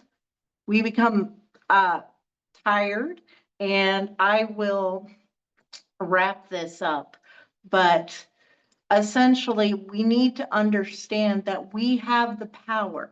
Guys, the vote to cut Medicaid by $880 billion, it was 215 votes to 217. Do we know how powerful we are as a community? We have the ability to tip the scales right now, and they are scared. They want us to be scared. And real quick, I know I have to go, but one way, if you don't know how to fight right now with policy or legislation or anything like that, fight with your disability pride. And when people say, you're proud to be disabled, and I say, yes, I am. Disability pride is not the sugar coating of our symptoms. It's not celebrating the fact that I have back pain, debilitating back pain every single day. It's celebrating our community, our culture, and our history. So that's what I'm about. And yes, I am proud to be disabled. Remember, your disabled body is revolutionary. They are actively trying to erase you, either through mask bans or just eliminating you entirely. So yes, if you feel like you are stuck right now and there's nothing else you can do, get up and love your disabled body today. And I'm a huge proponent of identity first, reclamation language, reclaiming our language and reclaiming our identity. So thank you so much for having me speak. Thank you. Thank you. Thank you so much. Can you spotlight our rare disease panelists, please?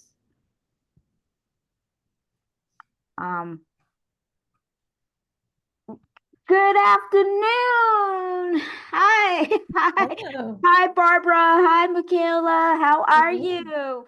Hi Uh, there. so, What a great event this is. so I am actually, I am going to just say I am super grateful for both of you stepping up. Um, I usually do ladies first, but since there's two ladies on the panel, I am going to give the deference to our elder here to go first and to talk for 3 minutes. Just give a visual description. Our panelists are going to give a visual description, share Got a it. bit about themselves, and then we're going to dive into this topic of having rare diseases and chronic illnesses, and how does this affect your engagement in our democracy? So go ahead, Barbara. Okay, yes, I do embrace the term elder. I do want to say, quote, Mother Jones, who said, God created woman. It took Rockefeller and his pack of thieves to make a lady. So no lady for me, thanks. And I am a mixed race, light skinned woman. I am fat. I have gray hair and glasses, and I'm wearing black. And I'm switching glasses right now to see what I wrote. Okay.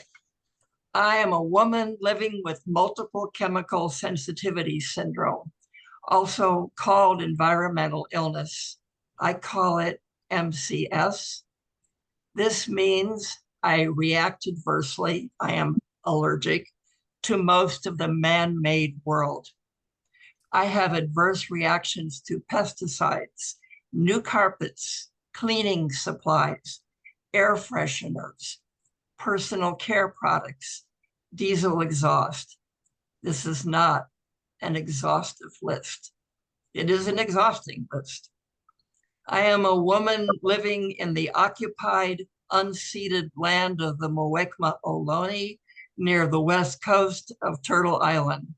My postal address is San Jose, California, USA. I cannot go into stores, most people's homes, town halls, my senators or representatives' offices, nor political rallies without risking reactions, including seizures and trouble breathing. Best access for me is Zoom, like right here. Most people do not get awarded a diagnosis of MCS who have it because most doctors have never heard of it. Of those who are officially diagnosed, the National Library of Medicine says 12 to 25% of us are disabled by MCS within the US population. This statistic is over the past 10 years, the number has increased by 300%. The American Medical Association does not recognize it as a disability. Too bad, because AMA is capturing scientific literature, which is being doged across federal systems. The Environmental Protection Agency and the Food and Drug Agency never regulated enough to make the world safe for us. But as 3 leaders of the EPA who were fired last week have said, you'll miss it when it's gone. Our ranks will be growing as everything is deregulated. This is not theoretical. This is not like, well, you could have an accident and become disabled. Just as what happened in Flint with the lead pipes, the same thing will happen as there's deregulation across systems. And this is not a disability. I would not wish MCS on anyone.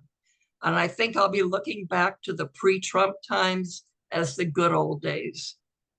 When I was 18 in 1964, I joined Students for a Democratic Society. I have not wavered in my passion for democracy and self-determination, for peace with justice in Gaza and Ukraine and in the divided states of America. Thank you, Barbara. Michaela, do you want to go? Sure. Hey everybody, my name is Michaela Jackson. My pronouns are she, her. I am a Black woman with locks. I have blue glasses, 2 nose piercings, and I have on a yellowish shirt with like a black print. And I'm in my office right now, so I'm behind like a white wall with pictures on it. A little bit about me. I have multiple disabilities, many of which weren't diagnosed until I'd say like middle of high school to early adulthood.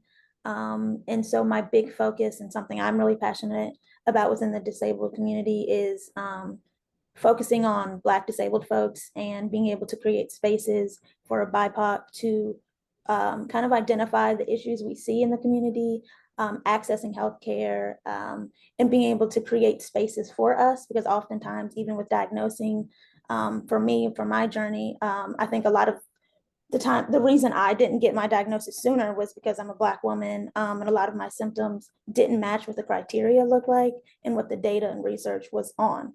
So that's some things I'm passionate about. So, and I'm glad to be here. Thank you. Thank you both for giving a vision description, a little bit of background.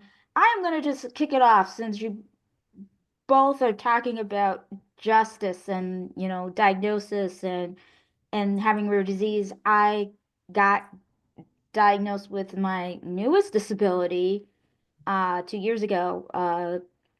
They call it FND. It's functional neurological disorder. It's the opposite side of the same coin of MS.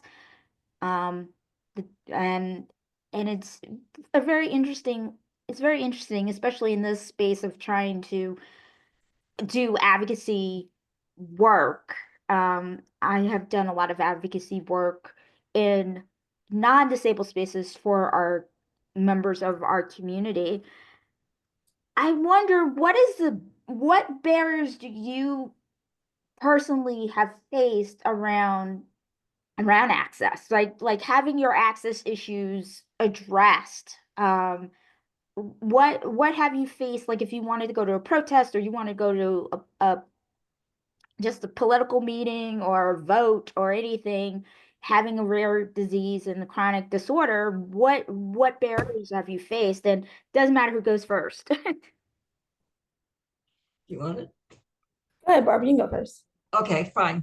Well, as I said, I can't go to those events without, I don't think it's going to help anybody's cause if I have a seizure at an event. So, but Zoom is what makes access, including telephone dial-up, makes events accessible for me. And the irony is, in the lockdown, those of us with multiple chemical sensitivity got access like we never did before, because all of these groups who could not figure out how to include us suddenly were required to. And now there's going back to getting rid of Zoom. And so I'm fighting hard to keep Zoom going. I also call my reps, and I call my, I really encourage people to go to 5 calls, which gives you the top 5 things that are going on in terms of legislation in that week. And I call my senators, my representative, attorney generals. That's really important. Right now, what's going on in California is there's a lithium battery fire that's been going on for over a month at Moss Landing, which is between Santa Cruz and Monterey in California. And who knows what all of the people are kind of it's not haphazard, but there's no governmental entity that is putting together all of the effects that have been found so far. So there's many things like this going on all of the time. And I would say the main thing is to ask us what would it take to make this event accessible for you, and we will tell you. So I appreciate Nieta, that you have done so much to make accessibility in so many so many parts of accessibility going. This is not, I live in California. I have Democratic rep and a Democratic senators, and they do not do enough. So it's a constant push in a allegedly blue state. And it's not about them. They're not Republicans, but they're not doing enough on accessibility, that's for sure. Yeah, I think I agree. Especially, I think for me, seeing an increase during 2020 of everything being virtual and having the capacity to then be involved or be more involved with a lot of advocacy and organizing and stuff like that. Whereas I think within the disability community, like that's already been a thing. We've always kind of known how to make stuff accessible. But I think on the grand scheme or like a wider view, a lot of protests were not. I went to one of my first like big ones within the last like 2 years because I was in a better place physically where I could, participate. But it's just like, it's so inaccessible where it's the location. I think even just being able to, share like some of the details like prior, and I just think it's not accommodating. So Zoom for me has been amazing. And I think folks outside, non-disabled folks forget like the impact you have when you do things on Zoom. Like we're having this conversation and everyone's from completely different places, viewing from different places. So you have the opportunity to invite other people in and hear their stories. And I think that's huge because oftentimes as we know, we're a marginalized group that always gets forgotten about. So that's my piece. And I want to say online and offline, that reminded me of two things. Please, when we're online, do not have those gorgeous little Zoom backgrounds that have auroras or things, moving around in the background. Now, those are migraine and seizure triggers for many people. And in person, if you see someone having what appears to you to be a mental health meltdown, do not call 911, call 988, which is a mental health alternative to 911. And they have mobile units. They will talk to you and they'll do an assessment if they think that there is an emergency going on, they will come out with their mobile unit. So that could really save lives. And I hope that you'll remember 988, not 911. So that kind of brings me to a question that I have. And I think about this. I was in mental health. I was a peer advocate. Like I've been disabled my whole life. And so one of my disabilities is mental health. How do you address your mental health in navigating having a rare disease and a chronic disorder, especially in this space right now politically? I mean, there's the 504 lawsuit. There is, people wanting to put money into institutionalization instead of community building. There's the attacks on the disability community in general, and of course, like all the cuts that they're threatening to make to Medicaid and SNAP specifically, which impacts low income people generally, but will disproportionately impact disabled folks. So like how do you take care of your mental health in all of this, and also fighting for our liberal democracy and civil rights? So it doesn't matter who goes first. I'm gonna take it. Oh, you want to go first? No, go ahead. Okay. I think for me, in full transparency, I receive SSI, or I'm an SSI recipient, and I think it's very difficult in this time frame to like be disabled, know that you have to be active in the community, you're trying your best to continue to be justice focused, all of that, and then still find rest. Someone told me once of that rest is radical. It's a radical act. You taking the time for yourself and prioritizing yourself is important for the fight to continue. And so honestly, for me, like seeking community and knowing who my safe people are, really having time to like oftentimes log off. Like it's okay to, you know, take in all of the things, to know what's going on and happening in the world. But I think it's also important for us to take the time away and step back, because when you are a part of a marginalized group is always on attack, it takes a lot on your well-being, on your health. And I think a big part of that is like when we talk about mental health, in general, I think people forget the load of us who have disabilities also, regardless of what it is.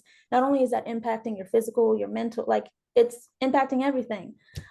So for me, it's really trying to each day prioritize what my goal is, because at the end of the day, like I'm gonna keep screaming. I'm not gonna shut up.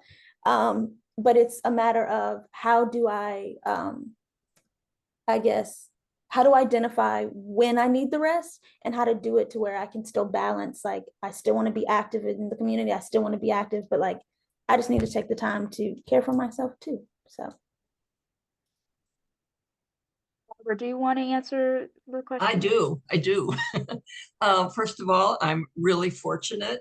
I have a beloved wife, and I use that term in the most general of ways, because for disabled people who are SSI, SSDI recipients, there is no marriage equality. So, and we also have a very cuddly cat. That helps a lot. And I have structured my time so that I have Jewish and Buddhist groups that I meditate with every day. And that is really important for my mental health. And I do a lot of disabled movement classes, and I have added in Tabata, which is high intensity, very short movement stuff, and that helps so it's like you exercise 20 seconds and then rest 10 seconds, etc., going on and on for 4 minutes and you're done. So that has helped my mental health a lot, doing that. And I'm sure I will continue to find more things, and I could definitely do better, especially in terms of rest. I got one more question because I apologize. Our panel is like got 5 minutes taken off of it, but we are going to have Q&A later. So people will be able to type their questions in the chat. I just want to remind people, if you have questions for any of our panelists, please put them in the chat, and we will answer. I will ask them later. The last question I have for the two of you is, what would you do if tomorrow they said SSI is gone, Medicaid's gone, SNAP's gone, everything's gone, right? And we had to, you know, do it ourselves. What do you think would happen with the stress? You know, what do you think would happen to people like us? You know, I include myself in having a rare disease, chronic disorder. What do you think will happen to our people like us who disproportionately rely on these services to survive? I do rely on all those services. SNAP, I have AIDS through in-home support services, and SSI, Medi-Cal, Medicare. So I don't know. I don't go there because it's like doom scrolling to me. It doesn't help me. It doesn't help me fight the fight with what I have right now. So that's just again, for my mental health, I strategize not to go there. So yeah, I think honestly, it is a thought for me, because it reminds me a lot of like just how just activists in other spaces years ago, you know, like before the ADA, before all of this, like how did they move? How did the movement like come about? What was the focus? So for me, like it's a very scary thought. And then it just furthering like where we're already a marginalized group, but folks with other identities within the group, like, I always have to remind myself, like, we also exist. So what would I do for us collectively? So for me, I just kind of have to remember like where the movement started from, where we're going, remembering the folks who came before us and how they were able to kind of like migrate to where we are now. I don't necessarily have like a what would we do? I don't know if I could answer that question, but I just know that really being comfortable with recognizing that could very well be us in 5 months or whatever. And just recognizing that community is what's going to save us, and being able to share resources and continue to have spaces like this to share with one another, to build. And I think also like there's so many of us who have so many great talents, supports, and like access to other things that some of us may not in certain states. I'm in a southern state. Someone somewhere else might have more access to something. So I think really like skill building and sharing across, like all of that's important. So for me, I think it's really going to come down to, folks who have more capacity really taking the lead on that. And then when folks need to take the break, we allow that, but we need to have those systems in place to like really support one another. So. Oh, thank you so much. This was such a powerful panel. It's like, I mean, I'm getting people like text messages and people telling me that they're loving it. And I can't wait to hopefully see the two of you later. Thank you so much. Thank you so much. And oh my God, oh my God, oh my God, I'm super excited about this next speaker. Oh my God. I got your book. I got your book. Your book, your signed copy. Oh, doctor. Oh my God. So I'm gonna just say a couple words about you. And I want to just tell you, and I'm gonna apologize if I mispronounce your name. People mispronounce my name all the time. My name is Naita. Nieta is in Spanish, and a lot of people say it in Spanish because I am of Hispanic descent, but that's not how I say my name. Uh, Dr. Cadet, right? Did I say your last name right? Thank Got you. it. Yeah. Okay, thank you. So it's a small world. She knows my aunt. Um, this work is a very small world. And I didn't know you knew my aunt until I decided. Thanks, LinkedIn. Yeah. Yes, LinkedIn, right? Um, and I actually the first time I heard you was when you were part of the Disabled Voters for Harris, and I was like, you were speaking truth to power. You're talking about intersectionality. You were trying to call people in, and then when you backed away, and I read what happened, I was like, I gotta follow up with her, see what she's doing. And then when I found you, I was like, I gotta get her to speak. So I am super excited. We have some similarities in our backgrounds, in our personal childhood stories. I am a little bit older than you. I'm a 70s baby, not an early 80s baby, but hey, Just lying to people about your age. just lying to people That's about my age all the time, right? And the one thing I will say, I don't want to tell you full story, is I am on my mother's side. My mom comes from an immigrant family. My grandmother was born in Cuba. Puerto Rico is a colony of the United States, so they're immigrants as well. And the people who raised her are also, my mom was not raised by her parents. She was raised by immigrants. And my father's is of African American descent, of the talented 10th portion of my family.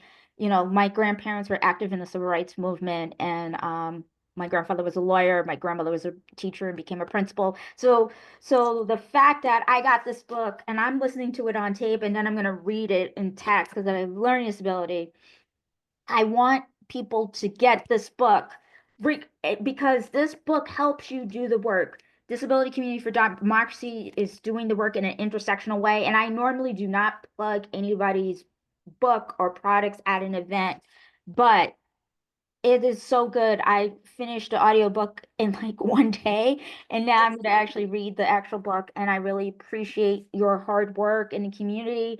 And I can't wait to hear what you have to say. This is a strong Black woman who knows how to kick ass and take names and takes no prisoners by calling people in. So I am going to unspotlight myself, and I am going to give you the floor. Thank you so much. Thank you for all the work that you've done. I hope you know that that work doesn't go unnoticed, and all you need to do today is celebrate yourself. So I hope you do that. Thank you for the wonderful introduction. I am Dr. Kayla Cadet. I'm here in Oakland, California today, honored and thrilled to be part of this important special day for our community. I'm here to talk about navigating activism, business world as a Black woman, but I'll tell you a little bit about me before we get into that conversation. I'm amazing. It's on my sweater. It's true. And I love it. And why do I constantly say I'm amazing? Because everything that happens here in America is trying to tell us otherwise. And I want to remind you that you all are, because we do things that people can't even do. Like here we have a group of individuals coming together who have so much intersectionality, so much oppression, but we're saying we want to take care of ourselves and we want to show people what they need to do to recognize us, to celebrate us, and how we will not continue to be in an oppressive state. As you know, I am the author of White Supremacies All Around, Notes from a Black Disabled Woman in a White World. I want to talk to you about this cover. I have a cane. I am a cane user. I have dynamic disability, so sometimes I use a cane, sometimes I don't use a cane. I live with rare conditions. One of them is Ehlers-Danlos syndrome, and I had the power and privilege to make sure I had a cane on this cover. I had the power and privilege to make sure disabled is on the cover, and I did that. I did that for us. This book talks about intersectionality and how even within our disabled community, we have issues and we have shit. And we will oppress each other too by how we show up and who has this or more of that. And this just says we are all coming from a same position of being oppressed. Intersectionality, like me being a Black person, me being a woman, can affect things just as much as me having pretty privilege can affect things with my care, my delivery, and all that other stuff, right? That comes into it. But because I know I'm a bad bitch and I represent the disabled community, I use all of this to help people realize that it's visible, invisible, and dynamic. And that it's something I'm incredibly proud to be, which is disabled. I am also the co-owner of the Oakland Roots and Soul, the soccer ball behind me, Oakland, California's professional soccer teams, men and women soccer teams. I do that because there aren't a lot of disabled women in sports. There aren't a lot of women in ownership in sports, but there definitely aren't a lot of disabled folks who own teams. In less than a month, my men's soccer team will be playing at the Oakland Coliseum. The Oakland Coliseum is where the Raiders played and where the A's played. It's a big deal, and I was a big part of that, and it's something I'm very proud of as a disabled person, as a Black person, and also as a woman. And last, I am the founder and CEO of Change Cadet. It's my organizational development consulting firm. And what we do is we fix shit, honestly. We solve a lot of problems, a lot of crisis management, a lot of strategy, a lot of storytelling, executive coaching to support businesses, brands, celebrities, influencers with how they're showing up in this world. My clients range from startups all the way up to multi-billion-dollar companies. And there's something you do every day that I have been behind of, and I'm very proud of that. Now, I bring that all up because we're talking about navigating activism in the business world. And I would be remiss if we didn't talk about the current regime that is running this country. Now, you will hear me refer to Donald Trump as Donald because there's a 2018 study that shows and indicates that if you call someone by their first name, it means they're not qualified to do their job. So think about last year's election and everyone called Kamala Kamala and not Harris, and they called Trump Trump. So Donald and James David are doing a lot of things to oppress us, right? So when we have things like day one completely ignoring our beautiful trans community, our non-binary community, that set the tone to what we expected to see. And similar to what we heard in this earlier panel about what's going to happen with things such as Medicaid, Medicare, SNAP benefits, Section 504. I'm sure ADA is next. All these other things, right? Attacking oppressive groups. DEI is one of those things. Diversity, equity, inclusion. And that's what we're seeing happening in the business world. Diversity, equity, and inclusion. DEI was already a fight for us as disabled folks because accessibility would be an afterthought. Or the A could have been accountability or action, and sometimes not even accessibility. And then people use the word accessibility in a way that isn't inclusive of actual accessibility, right? So when we've seen this attack on DEI, that means the work that was already being done for a disabled community that was also in the shadows is further being in the shadows. It means those of us who are fortunate to have jobs, maybe losing positions or losing the support that we've had in the workplace. Those of us who have fought so hard to be in those spaces may not feel as safe and supported. So when we talk about navigating the business world as a Black woman with intersectionality, I need you all to understand that safety is nothing anyone can give us. We can only do that ourselves. We can ask for supportive spaces. We can ask for support in workspaces and in the business world, but we can't determine safety because what I need for safety is different from what Pamela needs from safety or what Keisha needs from safety, right? We don't know, but we can make sure that we provide supportive spaces. Supportive spaces start with intersectionality. So what is intersectionality? It's a term coined by Kimberly Crenshaw in 1989. And it talks about the intersections of our identities and who we are. So if you think about a bus going down the street, that's full of everyone here in America. If that first intersection is those who make $50,000 or less, they have to get off. If the next intersection is women, they would have to get off. If the next intersection is people with disabilities, they would have to get off. And so when that bus makes it to the final destination, we're going to have heterosexual, non-disabled, cisgendered white men make a whole bunch of money on that bus. And so more intersections you have, the more intersectionality you have. Now, some people may feel my intersectionality is what limits me from doing X, Y, and Z, and disability is an intersection. But I'm here to tell you, the more intersectionality you have, the more power you have to determine what your advocacy is for yourself first, and what that advocacy is for other people. Why is that? We all have power and privilege. Not just white people, not just non-disabled people. We all have power and privilege. How do I know? Because NIETA put this event together today. How do I know? We had disabled voters for Harris. How do I know? I have a book deal with a top 5 publishing company. We all have our power and privilege. So we have to realize that our power and privilege that we're doing currently under this regime, Donald's regime, is being tested. It's being tested outside. It's being tested at the cafe. It's being tested at the airport. It's being tested where we may be privileged to work. It's being tested with the benefits that some of us may receive. It is being tested by what? White supremacy. So even if you are a white identifying person, or you can pass as white, or light skin privilege, or you identify with white supremacy, they don't give a shit about you. They do not care. They do not care because we are all in an oppressed state. So when we're in a position of oppression, we have to do 2 things. 3. We have to work collectively together. So we have to check our own bias and our own privilege within our own community. And again, intersectionality means we're parts of lots of different communities. We have to check that to make sure we're in a position to work collectively and not against each other because they're already against us. This regime is already against us. 2, we have to realize that rest is resistance. We heard that in the previous panel. Rest is resistance, but rest is full of a whole bunch of fucking privilege. We all don't have the position to rest.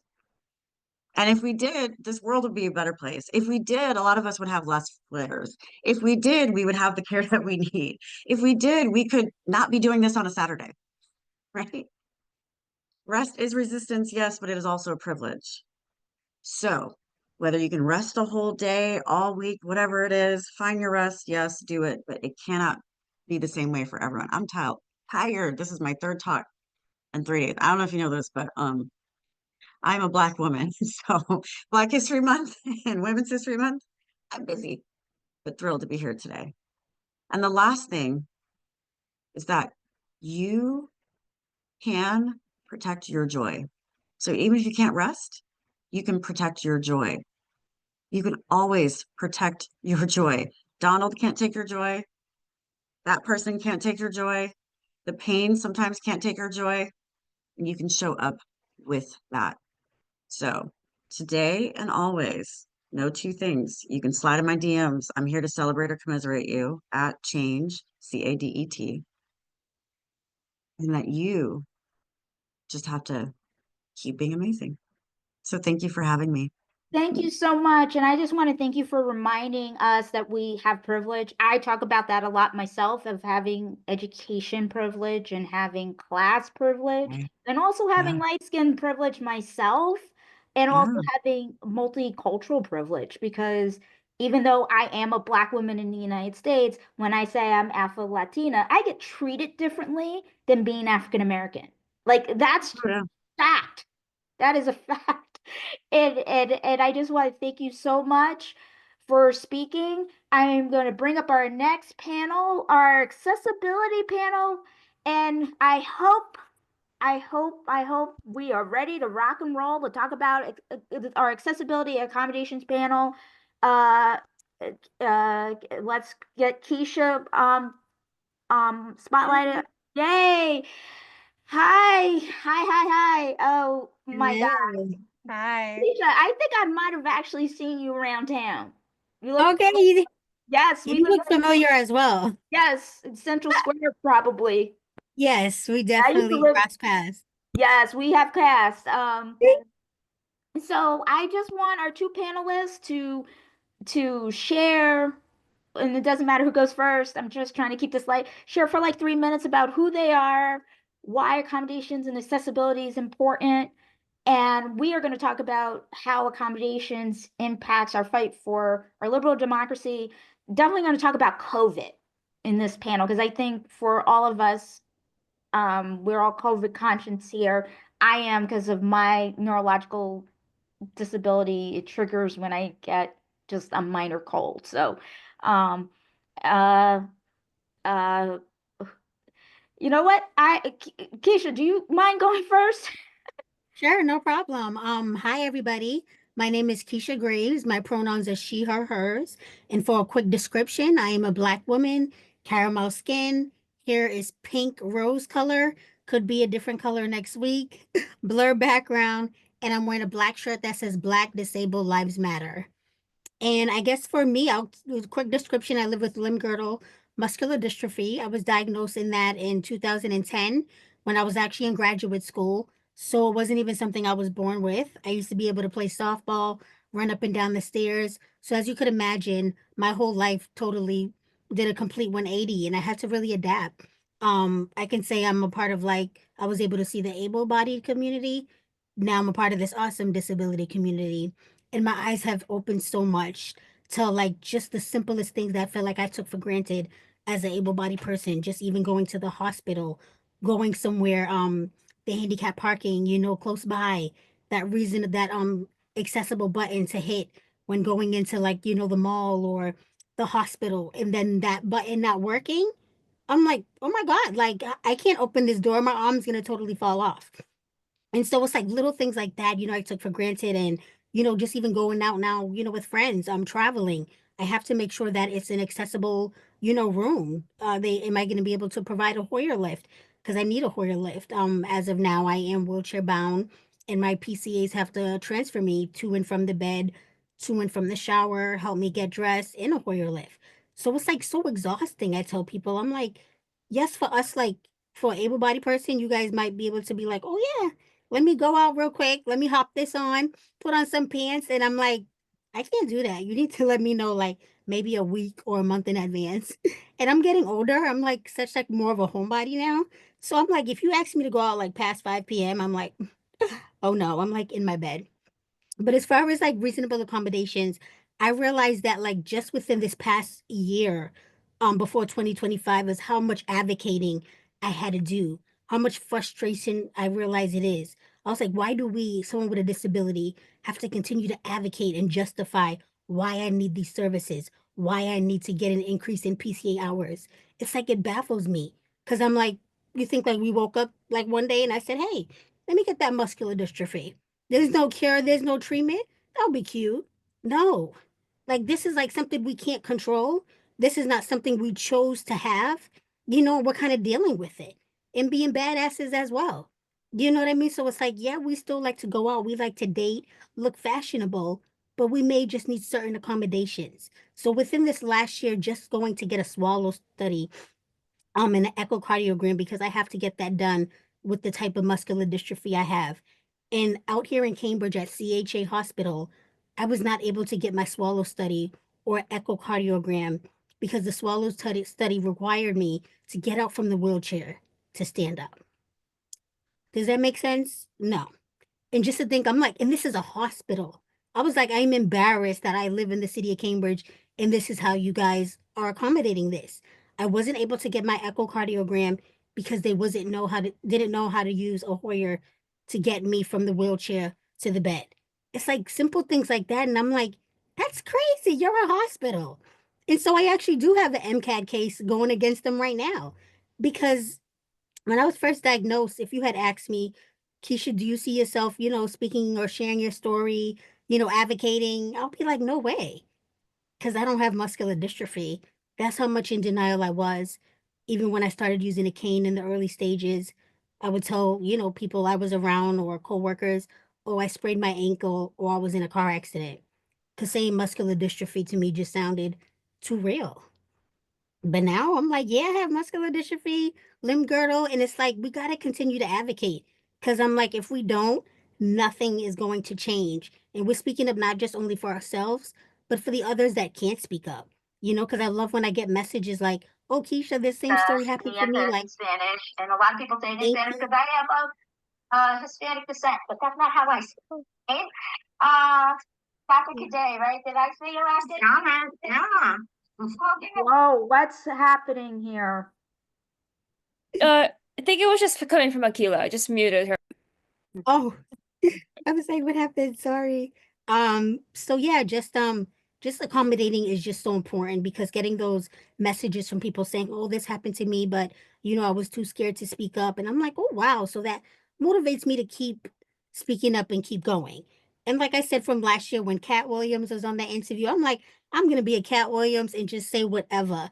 Cause I'm like, we have to. It's like I always say, us in the disability community, I feel like we need our own city, we need our own town. We definitely need our own housing, which is something I'm advocating for now in my city of Cambridge. Because I'm like, no, we just don't need 1 or 2 units in all these new complexes that are going up.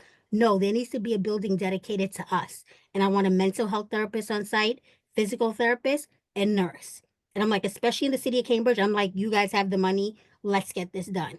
So I'm like advocating for that. And I think it would be nice because, like I always tell people, there's nothing like, yeah, you may get the support of family and friends, but there's nothing like talking to somebody who knows and gets what it's like living with a disability every day. Whether you're in a wheelchair or not, cane, chronic illness, no matter what it may be, we get it at the end of the day. And I think to live in and have that support, it would be so awesome.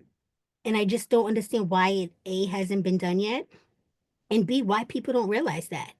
But it's like we're here to stay. We're going to continue to advocate. And yeah, any accommodations, I'm just like realizing now serving on different boards, sharing my voice, it makes a change. Because I'm like, yeah, a parent may be advocating for their child with a disability, but there's nothing like someone who's actually living with it every day is the best advocate. And I think this is the perfect time for us now to come together and advocate. And that's what I'm continuing to do, whether it be for the reasonable housing, disabled housing. Like I said, I have an MCAD case going against CHA. I had a board of hearing with my insurance, Commonwealth Care Alliance, last week, Wednesday. That was so crazy. I love how CCA, they're like, oh, we realize the transfer that you all now have 10 minutes, it's going to be decreased to 5 minutes. It doesn't take that long to transfer. And it baffles me because I said to him, I'm like, oh, you're here? You're here when the transfers are being done? I didn't know that. I was like, I'm so nice to meet you. I never met you before. Because things like that, it's like, who are you to tell us how much time we need. It's like you think we want these caregivers in our face every day. No, I like to be alone. I was like, why don't you guys maybe test out and send us some Tesla robots? I was like, because I feel like they might be more reliable. So just like I just feel like now it feels good. I'm speaking up, letting it all out, and we got to continue to do that and yeah, make our own city. Thanks. You want to go next, Brianna? Yeah, sure. Thank you, Keisha, for saying all of that. So my description, I am a white woman with brown hair, blue eyes. My background is blurred behind me, and I'm wearing a dark blue shirt with little images of dogs on it. So yeah, first of all, today is March 1st. I wanted to acknowledge the fact that today is National Disability Day of Mourning, and we have a lot of mourning to do in our community. Unfortunately, a lot of it is preventable death.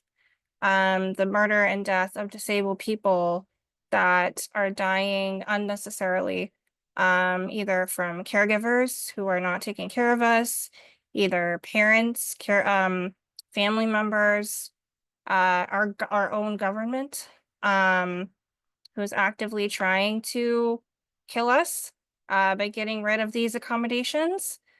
So I just wanted to acknowledge that and, give yourself just a moment to commemorate all of the disabled community members who have died at the hands of whoever. So as far as about myself, I also have muscular dystrophy. I have a very rare type of MD called SCPN1. I was born with it, so I've had it my entire life. I'm also a wheelchair user. And I also have a 17% lung capacity. So as far as, getting around day to day, it's always been a struggle for me with accommodations. So I have a master's degree in marriage and family therapy. I'm a licensed marriage and family therapist. And the reason why I went into the therapy field, mostly due to the huge ableism that is involved in the mental health field. I know way too many people who have been either discriminated against or violently oppressed by actual therapists. So I acknowledge the fact that in the therapy field, it's extremely ableist and can be very harmful for disabled people in general. So that's kind of why I entered the mental health field. So when I was going to school, to grad school, I was getting caregiving services through in-home support. And I only qualified for 4 hours of care a day. Which, it's basically like telling someone, okay, you can live your life for 4 hours a day. Which is not that much, right? So I got 2 hours of care in the morning and 2 hours of care at night, and the rest of the time I was on my own. So when I lived in the dorms, speaking of oppressive systems, I would have to hold my pee for 12 to 15 hours a day because I didn't get enough care and I wasn't able to transfer to the toilet on my own. So I would constantly get UTIs, kidney infections, things like that. This is just one example of the lack of care that the government gives us. And this is even before the Trump administration. So, you can imagine how the lack of accommodations is harming us now. But as far as accommodations currently with me personally, when Yetta spoke of COVID, I rarely leave the house at all. Since I have a 17% lung capacity, I am unable to cough anything up if I get sick. it turns into pneumonia pretty quickly, and I end up being hospitalized. And that's just for a regular cold. So with COVID, as I don't know, a lot of you know, it is a vascular disease and it affects all of your blood vessels. It affects every organ in your body. And it can create disability. Just so I cannot afford to be more disabled than I already am. So I don't have the luxury of ignoring COVID. I don't have the ability to say, you know what, I just don't want to care about it anymore. I don't have that opportunity. And honestly, no one else does either. But you know, because of ableism and because of medical privilege, a lot of people believe that, you know, oh, well, I'm healthy, quote unquote, so I will be fine. Which is completely not true. But you know, because of that ableism, that's what a lot of able-bodied people assume. So, you know, the lack of accommodations with COVID safety has left me pretty homebound. And the lack of masking as well. So yeah, that's me in a nutshell. Thank you. Thanks. One of the things I want to ask, since we're on the topic of COVID, and just not just COVID, but like long flu is a thing. We don't talk about that. RSU, I've had long flu before I became before I got my current diagnosis, and I had it like for 6 weeks and it sucked. How can we navigate fighting for our civil rights and our liberal democracy in this country without, I mean, how do we do that? Even though, you know, we have, you know, people in office who basically don't value COVID as a real thing. They don't see people with disabilities as human. And I guess like and also they want to slash things and it's not just like people think, oh, this is going to impact people with just people who are on Medicaid and Medicare and government insurance. A lot of times, and I will say this as somebody who has used private insurance as well, private insurance follows what the government does. So if they make changes there, they are going to make changes to private insurance to coverage you get. So want people to realize just because you have private insurance, it does not mean you're going to be protected, especially if you get your private insurance through the exchanges. So just want to put that out there. So like, how do we navigate it with like COVID, and the lack of masking? Doesn't matter who answers first. Well, for me, I try to educate people as much as possible on masking, wearing the correct masks.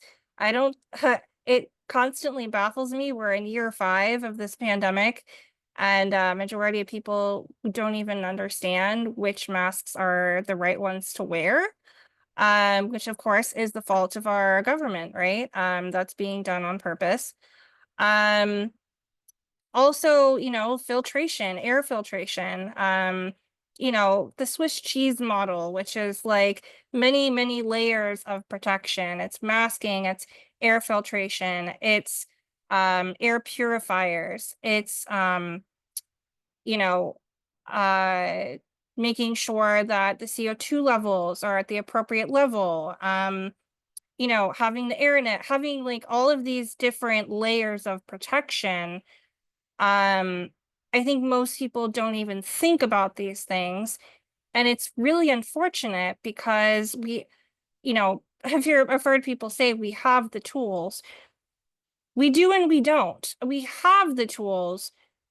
Oftentimes the tools are either out of reach, either they're too expensive, or oftentimes they don't work properly. So for example, COVID tests. A lot of COVID tests, like the rapid ones, they're not very effective. They're not very reliable. And oftentimes people don't even read the instructions. You're supposed to do one for one day and then one like 2 to 3 days later. People don't they don't know this. They just take one rapid test and they're like, oh, I'm negative. That means I'm okay. Which is not true.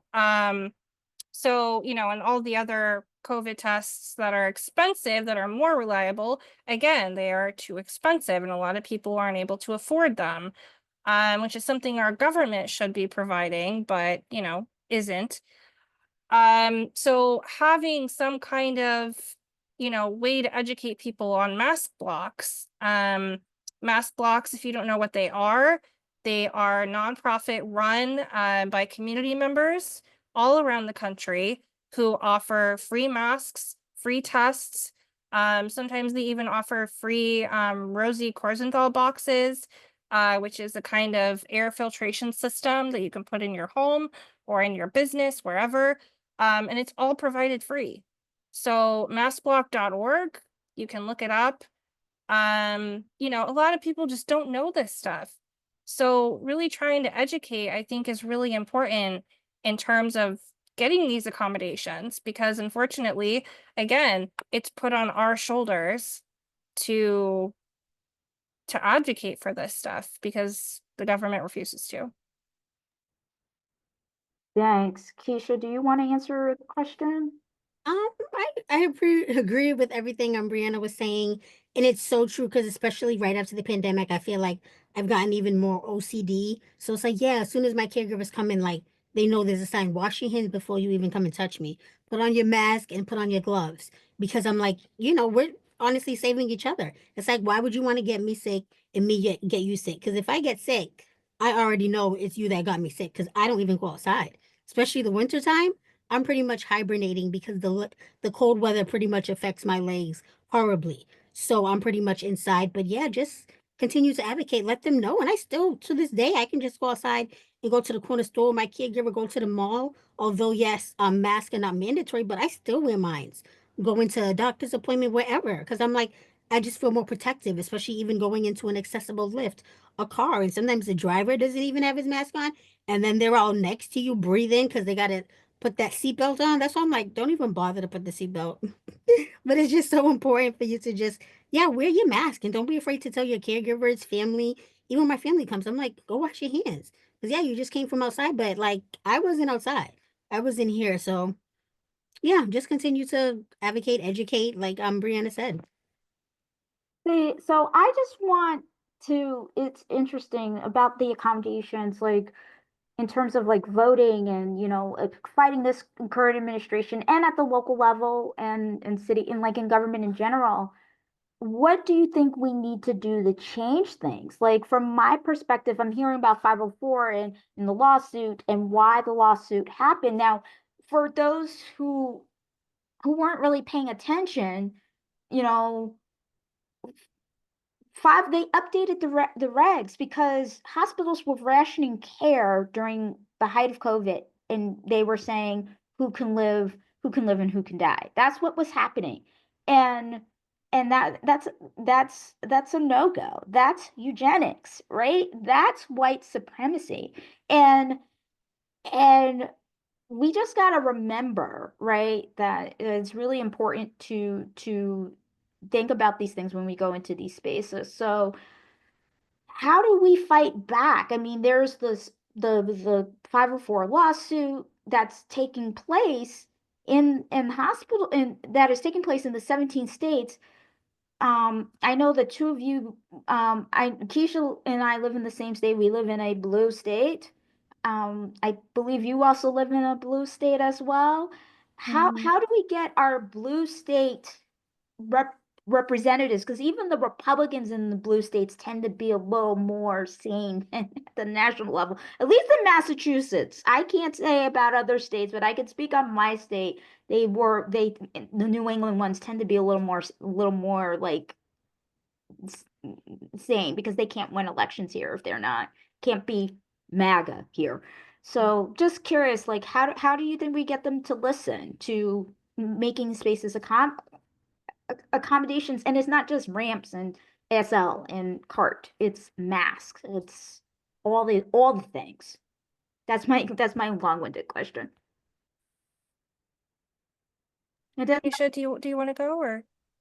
Yeah, sure, I'll go. I would say for me, something I do now in the city of Cambridge, I do serve on the board for commissions for people with disabilities. And, sometimes I feel like I have to, send an email to the city manager. I have to let the mayor know who I am and let them know what needs to be done. So continue to advocate and go to your legislature office. I know that there's a rally coming up even. I'll keep you posted near the at the state house rallying for PCA and PCA wages. But so I think continue to advocate is all we can do. And yes, I know it can be so exhausting because again, we're fighting for something we didn't ask for. Like we didn't ask for this disability, we didn't ask to have this, but it's like that's what we have to do, and it sucks. And what is my ultimate dream? And I know this is like a far reach, but I honestly, like I said, we don't just need our own town, our own city. We need our own president. I honestly feel like whoever's the main president, like I vision this of like we having our own because that's the only way stuff is gonna get done because they understand and can relate to what we're going through. It's like we need like our own president. They need to have their own White House. And honestly, I dream of this sometimes because I'm like, I feel like that's the only way change is gonna come. Yes, continue to advocate. What we are doing is great, going to the Capitol Hill. But I'm like, that would be my dream, is to really like we need to be under our own government. Because people don't understand, only us. So that's my dream. And that's all I want to say. I think for me, it's again, I hate to sound like a broken record, but the reiteration of educating people, especially able-bodied people, because like Nieta said, it's not just accommodations with ramps and elevators. It is masking and it is telehealth. It is work from home. It is, all these things that the government is currently trying to get rid of, which is actively harming disabled people on purpose, right? And the fact that, when COVID first happened, a lot of people loved work from home. A lot of people were like, yes, I love this, keep this, I want it. And then when they started getting rid of it, able-bodied people a lot of them were upset. They were like, wait a minute, like this isn't okay. I used to work from home for 2 years and now you're telling me I can't do it anymore. That is just one instance where able-bodied people are understanding what it's like to have an accommodation get taken away from them.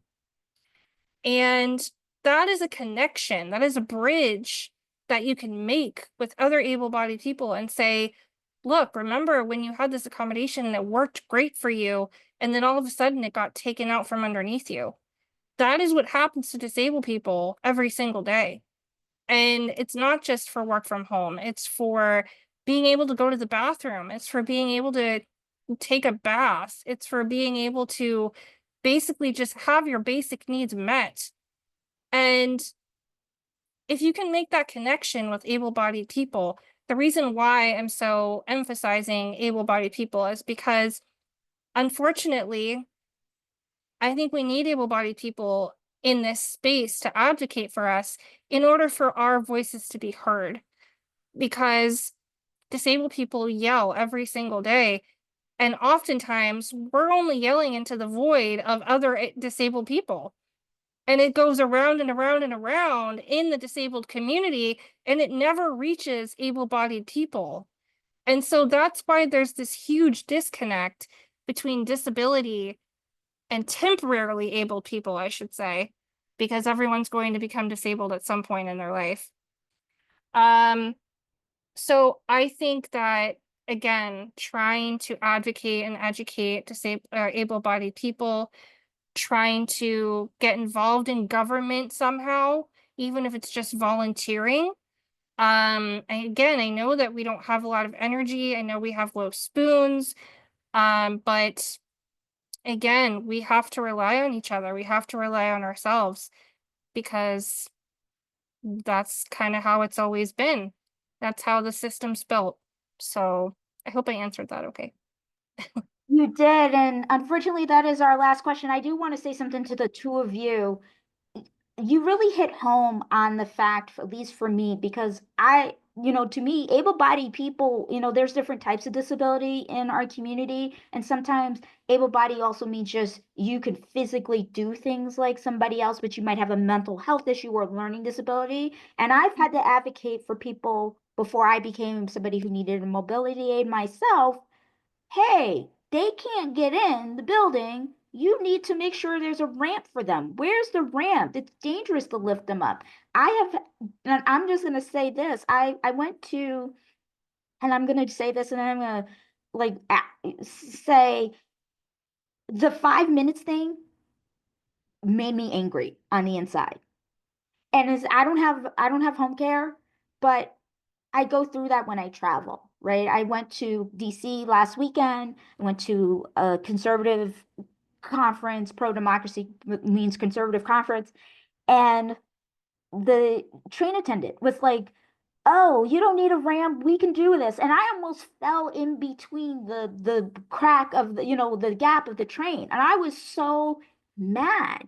And it's like it's 5 minutes. It's like 5 seconds to get a ramp so I can get on the train safely.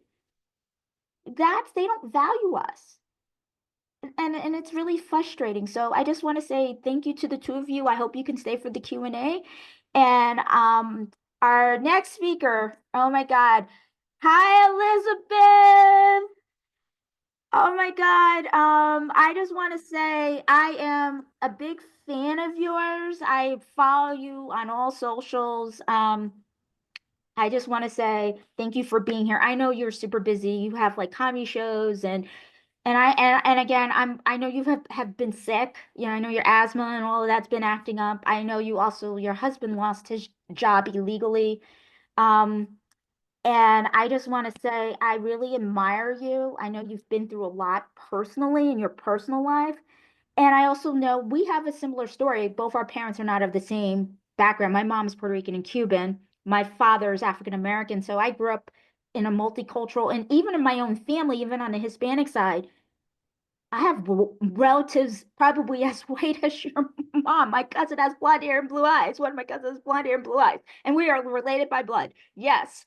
So I just want to say she's really dynamic. She's an attorney. She is a comedian. She is funny as hell. And I will say, as somebody who is a moderate conservative, but actually believes in civil rights is not pie, I do believe that it's important that we all come together because this is really the pro-democracy movement, the old school Republicans and the old school conservative Democrats and the progressive wing of the party versus the clusterfuck that's in the office. And one of the questions I want to ask you before I turn this panel over to before I give you your time is I want to ask you about Ukraine because I think it's important. People are not bridging, we're talking a lot about disability rights, but people are not understanding that they're trying all of this plays into eugenics and white supremacy, right?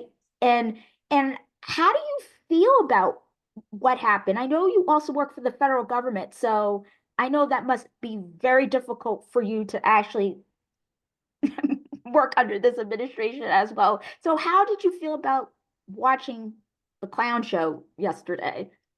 Yeah, well, first of all, can you hear me okay? I can. Perfect. Yes, clown show. That is a great way to describe it. Seeing the mistreatment and the disrespect to President Zelensky was infuriating. And as you said, I've been sick. I've been, what a time to be speaking during the bed-in rally. I've been in bed most of the week. And, I'm coming out of this fog.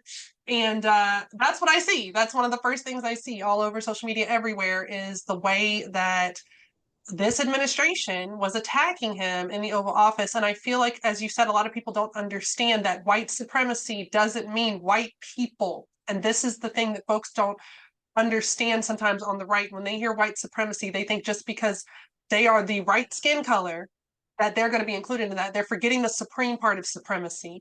And that is a big thing when it comes to watching Russia crush Ukraine. I mean, that's what white people coming after other white people, right? But that's the supremacy factor that comes into that. And we see that, of course, with the canaries in the coal mine often being the disability community. That when you said the word eugenics, that's exactly what it is. That's exactly what we see of trying to get rid of people who don't fit in that supremacy category. And so white disabled people are in trouble, and trying to like convey that across the board and understand that you're on the chopping block too. That has been one of the most difficult things that I've tried to get across to people, to make them understand you are not in that group with them. You are the very person that they want to get rid of. And they've said it very publicly many times with the way they've mocked disabled people. So, yeah. And I just want to just also piggyback on history, because I know you are a student in history just like I am. Do you feel like this is and then I'm going to let you talk. I just wanted to ask these two questions of you. I'm going to ask you, do you mind if we do more of an interview format instead of you just speaking for 10 minutes? Absolutely, we can cool do with that. that? I am very Are you flexible. cool with that? I wanted to ask you, as a student, I'm a student in history. My grandfather was an attorney and he was a history teacher. And one of the things I remember learning about, I'm from New York originally. In eighth grade, I learned about the Gilded Age, right? Right. And I feel like we're in the Gilded Age plus the fastest 1930s all over again. And unlike those two times, which were very separate, I feel like they're coming for everybody all at once. And how do we get people who don't have spoons? I mean, you have asthma. My aunt, asthma is a disability. So, and I know you also have a son too. Yes. You have to conserve your energy, even though people would see you on TV and think, "Oh, you're not part of the community. You are part of the community. You just don't appear that way." So, how do you Yes. conserve your energy around the different things you navigate? I think I remember you were saying something about also in your video that the video that made me like I got to ask you to speak was about people with autism have sex. Yes. Yes. Oh yeah, neurodivergent people be fucking. Yes, that's what I said. Exactly. Because people were like, why are there more autistic people? This doesn't make sense. And I'm like, well, access to services, resources, not, shunning people away like we used to, but also autistic people be fucking and they make autistic babies. It is what it is. Very interesting. Autism is something that is on within my family. I'm not autistic. I have Marfan syndrome. So that is one of the disabilities that I have. And as you mentioned, I don't look like I have invisible disabilities, a lot of different things. And with Marfan syndrome, it is a connective tissue disorder. A lot of people don't know about it. I'm actually in the final stages of getting all of my diagnosis confirmed because, as folks know, there's no genetic test for Marfan syndrome. It's a battery of tests, but I have all the things. My knee likes to go out the socket and my husband pops it back in, and I got glaucoma and got diagnosed with it in my 20s, and all the things that happen with that. I have to get my heart checked. It's also why I'm 5'10" with a 6'2" wingspan. I'm like, that's why I'm built like that, it's the connective tissue disorder. But mothers with connective tissue disorders are found to have autistic children at the same rate as autistic mothers. And a lot of people don't know about that when we talk about the genetics of autism. And so folks are really still trying to treat autistic people as if, first of all, they don't want to label people their children, which means you're just not going to get them services and what they need. And the second thing is there's still such a huge what is the word? Just misunderstanding of autism and the way that folks, I'll put it this way. This was the video I made a while ago on TikTok. I'm gifted and I had hyperlexia type 3 on my IEP when I was in school, which means non-autistic hyperlexia, right? Self-taught reading. Hyperlexia 2 is linked to autism. I mentioned that because I was gifted and on an IEP, I would be treated very differently from autistic children who they would benefit from the same things: small class sizes, independent study, the things that I got, all of those things, right? As a gifted child, it's because giftedness is treated in such a way because that's a neurodivergence in which they find that you can contribute to capitalism, whereas autistic people, they find that to be a drain on capitalism. And that is literally the only difference between those neurodivergences. And so when I see my son and I see putting him in services and therapy and things like that, I understand that there's really no difference between what he's trying to get and what I got as a gifted child. The difference is they thought they could make some money off of me. And so that's one of the things that we really need to just open up and look at and break down when it comes to looking at disability. And again, we're seeing this with Elon Musk, with the whole thing with Asperger's, which we know stems from Hans Asperger, who was a Nazi doctor who euthanized children based on being too autistic, and they're still trying to put that back into the rhetoric, right? So anyway, that was a whole probably long-winded response to your But no, question, but it's yeah. great. I will tell you, I was a special ed student on an IEP, and I'm dyslexic, so it takes me a long time to write and respond to emails and stuff, but I'm very good at math and science. And Yeah. so I was that kid who needed accommodations in certain types of classes that I'm in, and then in other classes I'm not in. I'm in the gifted classes in math and science and in history, but in English and in reading, forget it. I was a grade level behind, and I was able to compensate until middle school. And they want to gut the Section 504. And when I heard Yes. about that lawsuit, it broke my heart because I would not have been able to go to school. I would not have been able to go to college. I would not have been able to graduate high school without my accommodations. And so I guess like and also I'm also probably on the spectrum myself. I don't have a formal diagnosis, but my niece is on the spectrum, and based on like my mom has said to me, you did a lot of the same things that my niece, like I spoke late, etc., etc. I I wanted to ask you, how does it make you feel that they want to take away Section 504? I know you're from the South originally, so I know Yes. probably the state you grew up in is impacted, is participating in the lawsuit. How do you feel about that with, your son being in services and having to navigate that, and also dealing with the pressure of like people saying, oh, we're protesting this and we're protesting that. As a disabled person, I know with your son, you have to go to certain stores to get certain things to eat for, Right. and so how do you The navigate? safe foods. Yeah, the safe foods. I have my safe foods too. How do you navigate that? Like, how do you navigate the judgment from within our community? As Black women, people are judging us because you're not going to protest. And I'm like, I'm also disabled, or I have a disabled relative. I have to take care of that intersectionality as well. So how do you deal with all of that and also be in the public eye?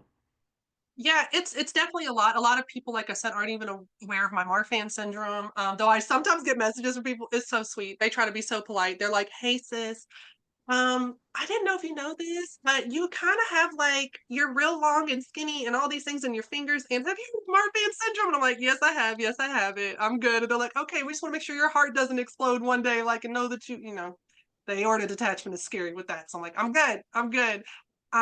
Because again, I have invisible disabilities of chronic pain and things like that I've had since childhood. And it definitely infuriates me because I practically grew up in a children's hospital dealing with immunodeficiency issues, all kinds of things. And if it weren't for 504, I would have been booted out of school from absences.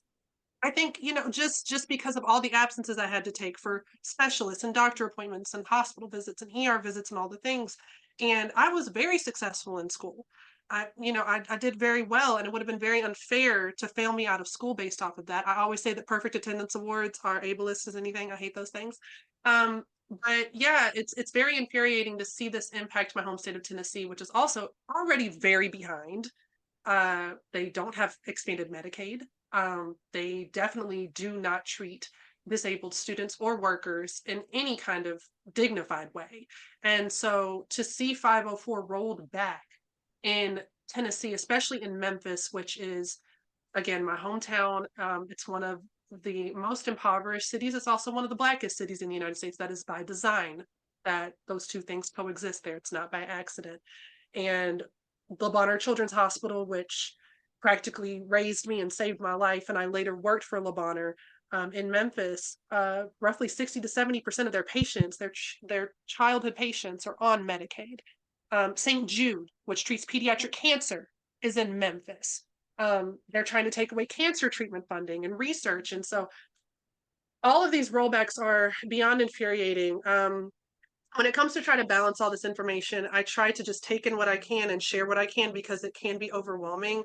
And, when you said, how do we manage as Black women, with the way folks are critical about boycotts and protests and things, very honored to be speaking right before Congresswoman Presley, but I think of her because when I interviewed her last year, she looked at me and said, you know, when we talked about Kamala Harris running, she said, perfection is not on the ballot, but progress is. And that sticks with me. And I think that's what we need to do. They always say, don't make perfection the enemy of good. We're not striving for perfection. We are striving for progress, where everybody participates in the way in which they are able to do so and in which they can contribute. If you can boycott one thing, boycott that thing. If you can't because you need that to survive, we get it. We live in a capitalistic society. We know that there are struggles. We know that there's only so much access folks have to things. If you only speak out about a certain issue, make that your issue. If you have just a few friends you reach out to keep them informed, that's important too. Not everything has to be on this big, massive scale that overwhelms us, because at the end of the day, this administration especially is focused on chaos, confusion, and overwhelm. That is what they want. And so, you know, I think about it with this week. I always say I hate when my body breaks on me, and that's what happened to me this week. I had a lot of things that I was looking forward to covering this week, but as my husband said, while I was quarantined in the room, so I didn't spread influenza A around, you got to rest. You got to rest, especially for folks in the disabled community. We know more than anyone else, we have to rest because we can't push ourselves to the brink of destroying ourselves. That's what they want. Elizabeth, thank you so much. Don't remove Elizabeth. Can you pin Congresswoman Ayanna Pressley, please, so you can actually say hi to her? Hi, Congresswoman. Oh, it's great to see you. Great to see you too. I'm so sorry. It was actually Congresswoman Presley was one of the folks I couldn't speak to this week, though I was hoping to, because again, I was like, I'm not spreading the flu or illness to anybody. So sorry I couldn't see you this week in DC, but very glad to see you here virtually. So thank you for everything you do. It's always you always what you have to offer is always insightful and deeply resonant. And so I'm glad I was able to hear you for a little bit. Thank you so much. And Nita, I don't know if you want me to drop off now, but I just you can stay on for the Q&A, and you know, that'd be great. Congresswoman, oh my God, I get to see you twice in like 2 weeks. I want to thank you so much for being here. I'm going to read your bio and then I'm going to hop off. Congresswoman Ayanna Pressley is an activist, a legislator, a survivor, and the first woman of color elected to Congress from the Commonwealth of Massachusetts. Throughout her career as a public servant, Congresswoman Pressley has fought to ensure that the closest to the pain are closest to the power, driving and informing policymaking. Throughout her time in Congress, Congresswoman Pressley has been a champion for justice, healing, reproductive justice, justice for immigrants, consumer justice, justice for seniors, justice for workers, justice for survivors of sexual assault, violence, justice for formerly and currently incarcerated individuals, and healing for those who experience trauma. I just want to remind people, those of us who are incarcerated, we are, as people with disabilities, incarcerated at a higher rate than the average. And I'm not just talking about incarceration meaning just jail and prison. I'm also talking about other institutions like for psychiatric hospitalization. I think Massachusetts is one of the few states that does not do that. And Congresswoman, I just want to say, as a point of personal privilege, I am one of your constituents, as you know, and I want to thank you for fighting for the disability community, speaking on our issues, especially as somebody who lives with a disability themselves in Congress, is really important.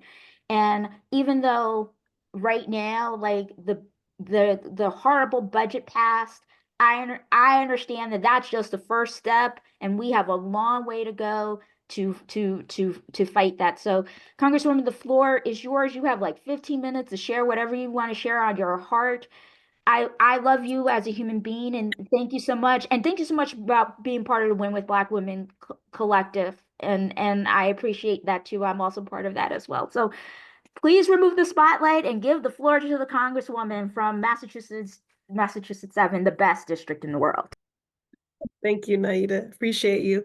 And I don't know that I'll be taking all 15 minutes here, but first and foremost, I just want to express my gratitude to the disability community, not only disability community for democracy that's convening here today, but I just want to thank you for being my teachers and for creating safe space for me.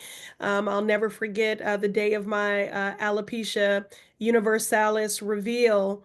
And the phones were just ringing off the hook, and people were sliding into my DMs, and people that had my cell phone number were texting me and saying, welcome to the community. And the community is where I have developed this ethos and this practice that the people closest to the pain should be the closest to the power, driving and informing the policymaking. I learned that from the disability community. And, in fact, probably a decade ago, my friend Diana from the Boston Center for Independent Living, I was doing a lot of work on transportation justice, and I said, I just want to ride the public transportation, ride the T with you one day. And I rode the train with her, and it took us probably 2.5, 3 hours to travel, which should have taken 30 minutes. And I just wept openly and said, these are civil rights violations, human rights violations happening in broad daylight. And I was so embarrassed at my own ableist lens that I had never considered this. And so I vowed to move with greater intentionality and allyship. And if you say you love people, love is a verb. And so the advocacy for disability rights and justice and bringing that intersectional lens to all the things that I do, those are lessons that I learned from the disability community. So I just want to say thank you for that. And I also want to share, it's not public yet, but my State of the Union guest will be a wheelchair user. And I'm looking forward to them taking up all the space in protest, because true enough, in this moment where ableism, racism, misogyny, anti-LGBTQ, anti-immigrant sentiment abounds by this dystopian, draconian vision for our country that Donald Trump and Elon Musk have painted. If they are going to be anti, then we have to affirm and be that much more visible, that much more affirming in our existence. Because in this moment, our very existence is the resistance. They do want to completely erase us. So I'm very proud that my State of the Union guest will be a wheelchair user, and you'll be hearing more from her in the days to come. The State of the Union is on Tuesday. But forgive me, I immediately got emotional and wanted to say thank you to the community. And so I did not describe myself. I'm a Black woman. I have a bald head because I live with the autoimmune disease, alopecia universalis. I'm wearing hoop earrings, which I call my resistance hoops. And I'm wearing a black hoodie that says unapologetic, because I'm unapologetic in my Blackness and my activism and my baldness. And again, I thank the community for teaching me how to show up in the world fully, authentically, and unapologetically as myself. That is what I want for everyone to be able to do without fear and without discrimination. And I'm wearing a pink lipstick and eyelashes. Okay. So again, thank you, Naida, for inviting me into the community. Hello to everyone at Disability Community for Democracy and all those who have logged on today to build community and resistance at today's bed in. Again, in order to go forward, I always look back, and so I've been revisiting many of Dr. King's writings and speeches, and I keep returning to that urgent question that he posed in his final book, Where Do We Go From Here? Chaos or Community? Sound familiar? Certainly we're at a moment of chaos, of cruelty, of callousness, corruption. I hadn't meant to do that alliteration, but we're going to go with it. But it is all around us. And so the fact that the intention with which you arrive at this bed in today says that you're choosing community. And for that, I thank you. And it's hard to believe it's just been mere weeks of this hostile administration and this unprecedented power grab. It has been devastating. And it has been exhausting. You know, again, as has already been stated, their strategy is to flood the zone. It is to overwhelm. And so the antidote to that overwhelm, to that chaos, is community. It is the resistance. It is activism.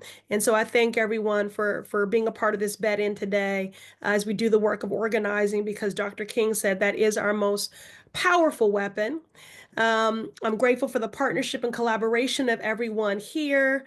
I often think back to our collective wins to fortify me and lift me up during these tough times. So again, I just thank you for being my partners. I thank you for being my teachers.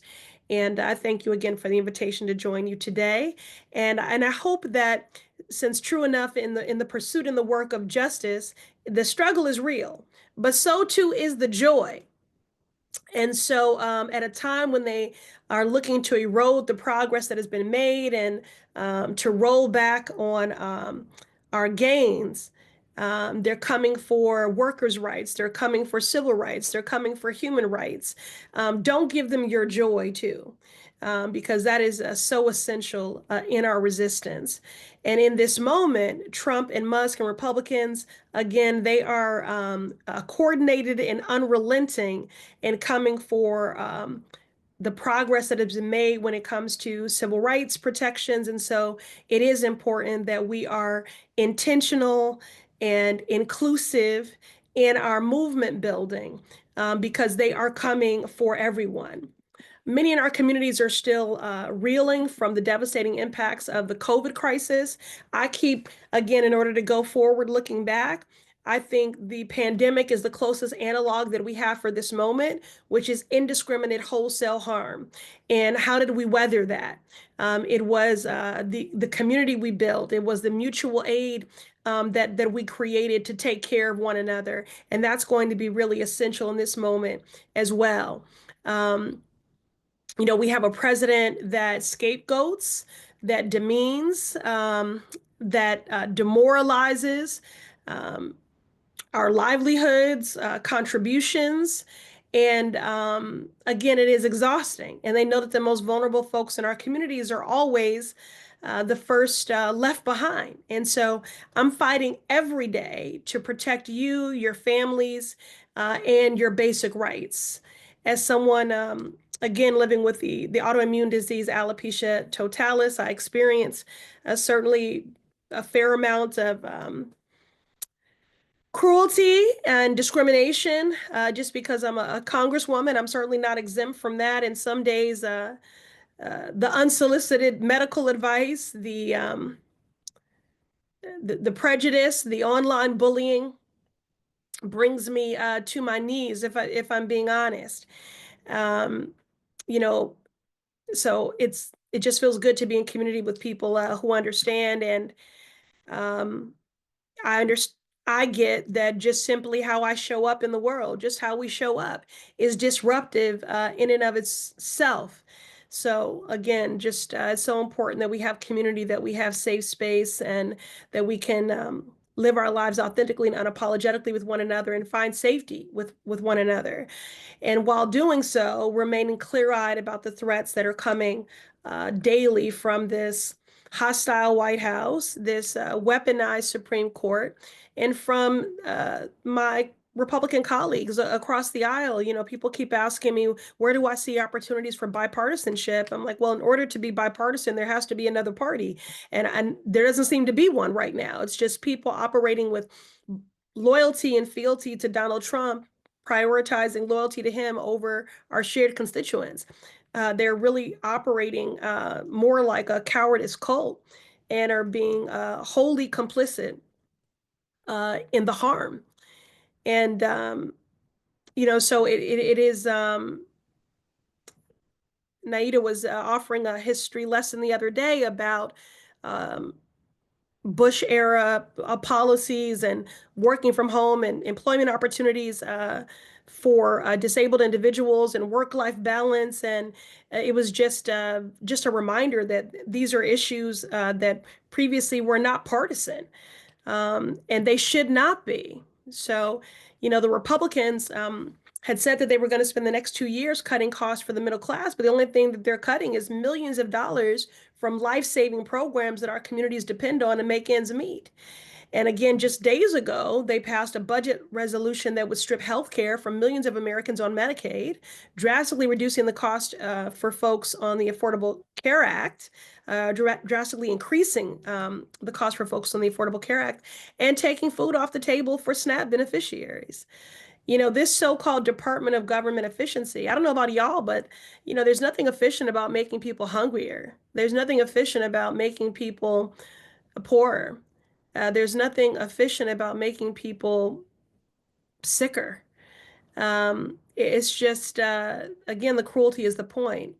I'm not sure when these savings that they forecasted are coming, you know, for everyday people, but I know that these devastating cuts and firing hardworking folks who serve in the federal government does nothing to help my constituents. It simply lines the pockets of Trump, Musk, and their billionaire friends.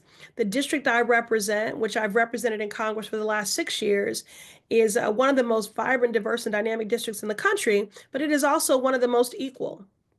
We're in a 3-mile radius from Cambridge to Roxbury. Life expectancy drops by 30 years and median household income by $50,000.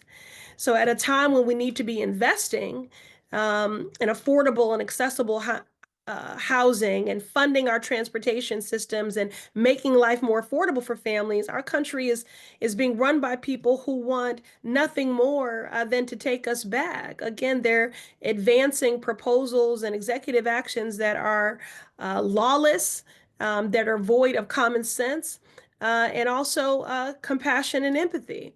And you know, their efforts are coordinated. They have many co-conspirators in this extremist march towards authoritarianism and this emboldened white supremacy.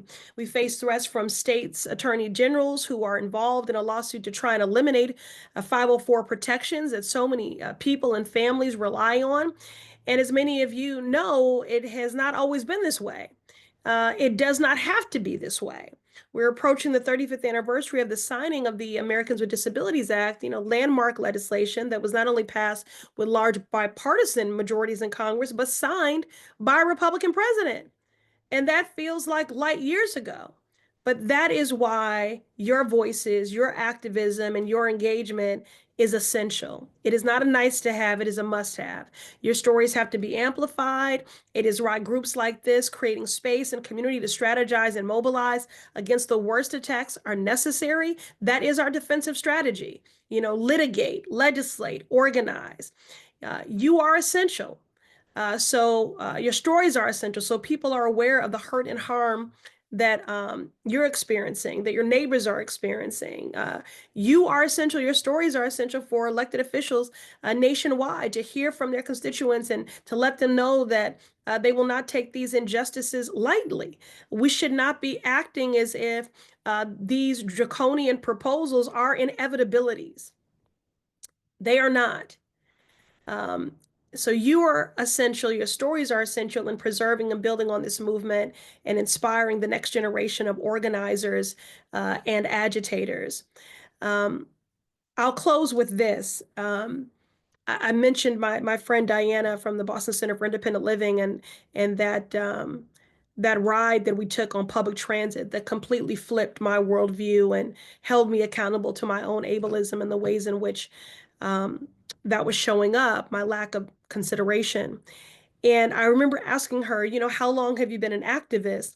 And I'm not sure how old she was at the time, but I think I said, how long have you been an activist? And she said 28 years. And I said, wait, but that's your age. I mean, like, how long have you been an activist? And she said 28 years.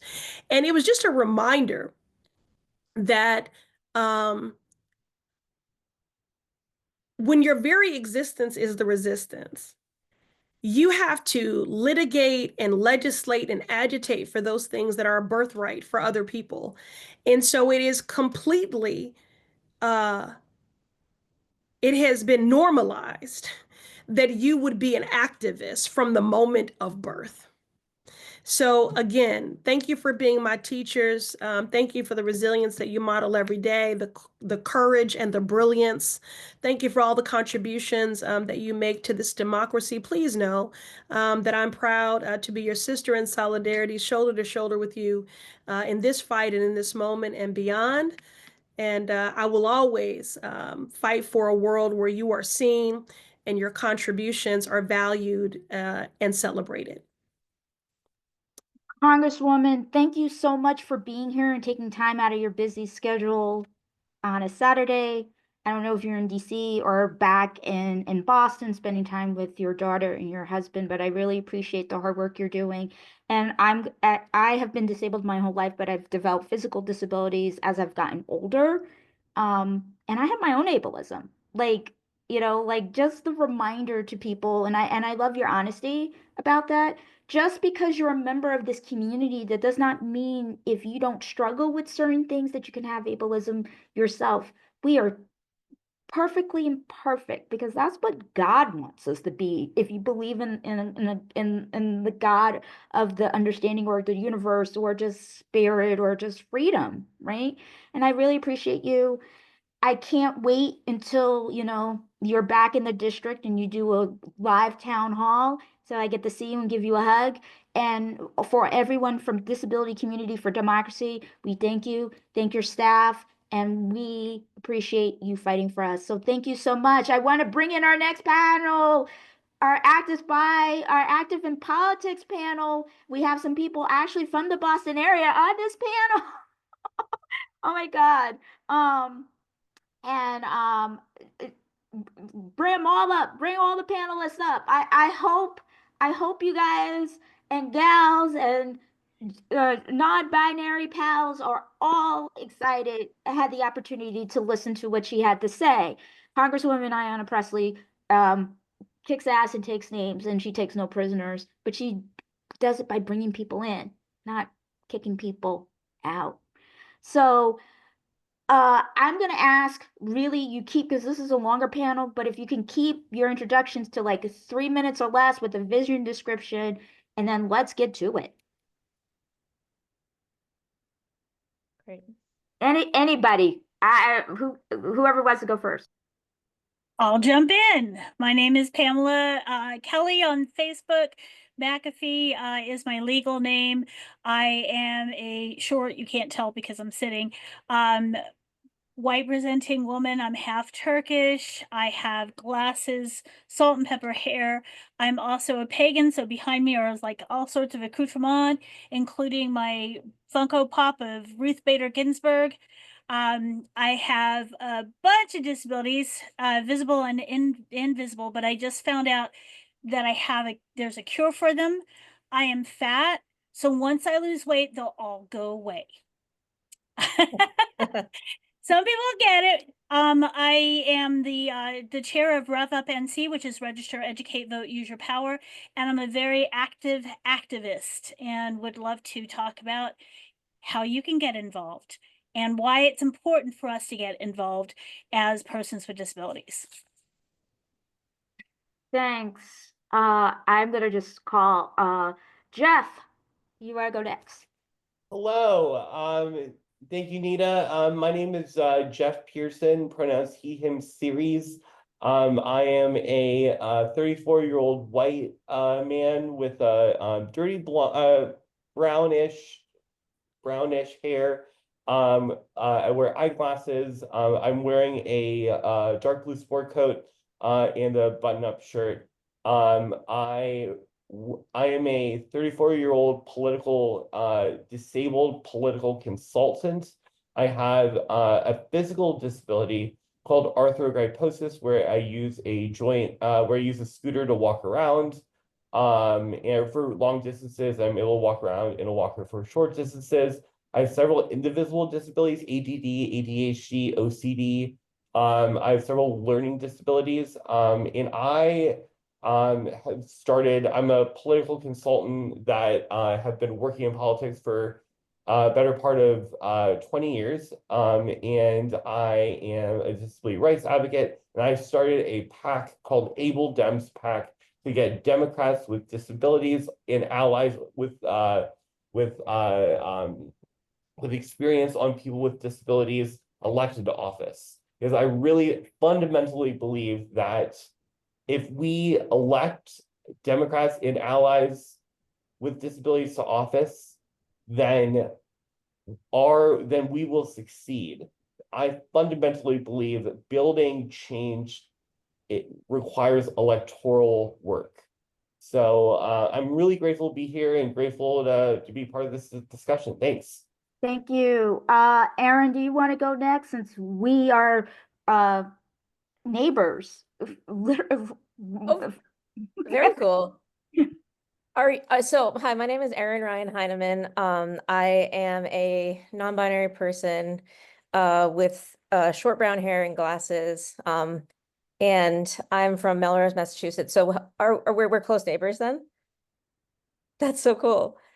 I'm in Cambridge, North Oh, wow, Cambridge. yeah. I'm in Cambridge all the time. So that's great. I want to talk to you about that more, but I'll wait till after. Yeah, I'm a so I was a high school English teacher for about 12 years. That was my career. Before I have multiple sclerosis. I've had that for many, many years. And that I had a really bad flare that prevented me from being able to teach anymore. And that is when I got involved in politics and writing and speaking about disability and disability inclusion. And I run a newsletter called Rising and Gliding. And it is, I say that it's at the intersection of disability and culture. So I really like to write about where disability, because every cultural topic, I think Congresswoman Presley likes to say every political issue is a disability rights issue, and every topic is really every cultural topic is really a disability topic as well. So I write about culture from the lens of a person with disability. I just want to mention, I don't think it's been mentioned yet today. I did have to leave for a little bit to drop my kids off somewhere, but I don't think it's been mentioned yet today. Today being March 1st, it starts out. Now it's an MS Awareness Month, Multiple Sclerosis Awareness Month, which is very exciting for me as an MS patient. It's also Cerebral Palsy Awareness Month. It is also, I believe, Brain Injury Awareness Month and the National Disability Day of Mourning today on March 1st. So I just wanted to call out those important days and kind of like places for us to remember and things like that. Okay, thank you. And last but certainly not least, Rebecca, do you want to introduce yourself briefly? Thank you so much, Nieta, and thank you, Disability Community for Democracy, for hosting Bed In today. I'm Rebecca Lamort, a white woman with brown curly hair, wearing black rimmed glasses, some funky gold earrings, a gold necklace, and a black turtleneck in front of bookshelves with some fun political pieces, personal pieces, and I'm zooming in from New York City, where in 2021, as a person with a disability, I ran for New York City Council because, like Jeff said, if you don't have a seat at the table, you're on the menu. And I'm disabled from being pushed on the New York City subway in 2013. And that, like the Congresswoman spoke about, completely shifted my life and really put my hard-grained ableism into perspective. And that day in December 2013 changed everything for me. And I vow to do everything in my power to work with the disability community now as a member of it for over 10 years to fight for that change, to learn about issues that may not be personal to me with my disability journey, but are so important for all of us as a larger community. And professionally, I work as a lobbyist on disability issues and other issues for other clients, but being a part of the political and government system in that vein is so important for people with disabilities as well. And I'm really excited to be here with everyone to share more about activism, advocacy, and why right now it's more important than ever, because as people with disabilities, we've been under attack before, personally, professionally, in macro and micro ways, but now it's even more serious with the threats that we're seeing from the mean tangerine and the White House, as I like to call him. So thank you so much.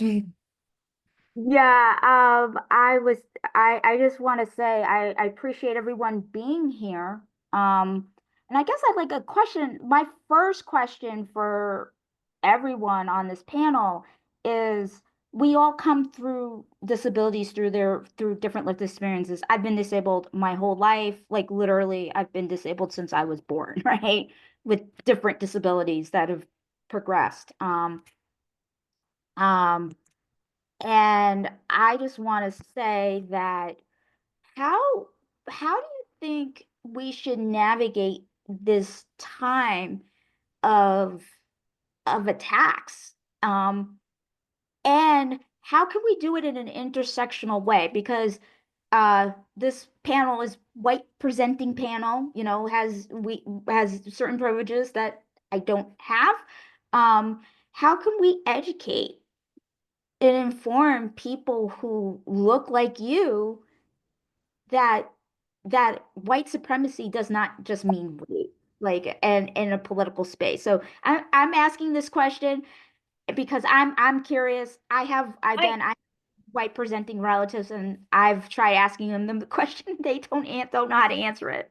I would like to take this one if that's okay first, and would love to hear what other people think. But the one thing that we have to keep in mind is we are the most intersectional voting bloc out there. We are the most intersectional, and we have power if we can get together, because we are the largest voting bloc out there. And we have to understand, you know, especially with all the different types of disabilities here. By the way, Erin, it's also Blood Disorders Month, Awareness Month too. And I have an ultra rare that I just found out this last year. So we're always adding on to our disabilities and our experiences.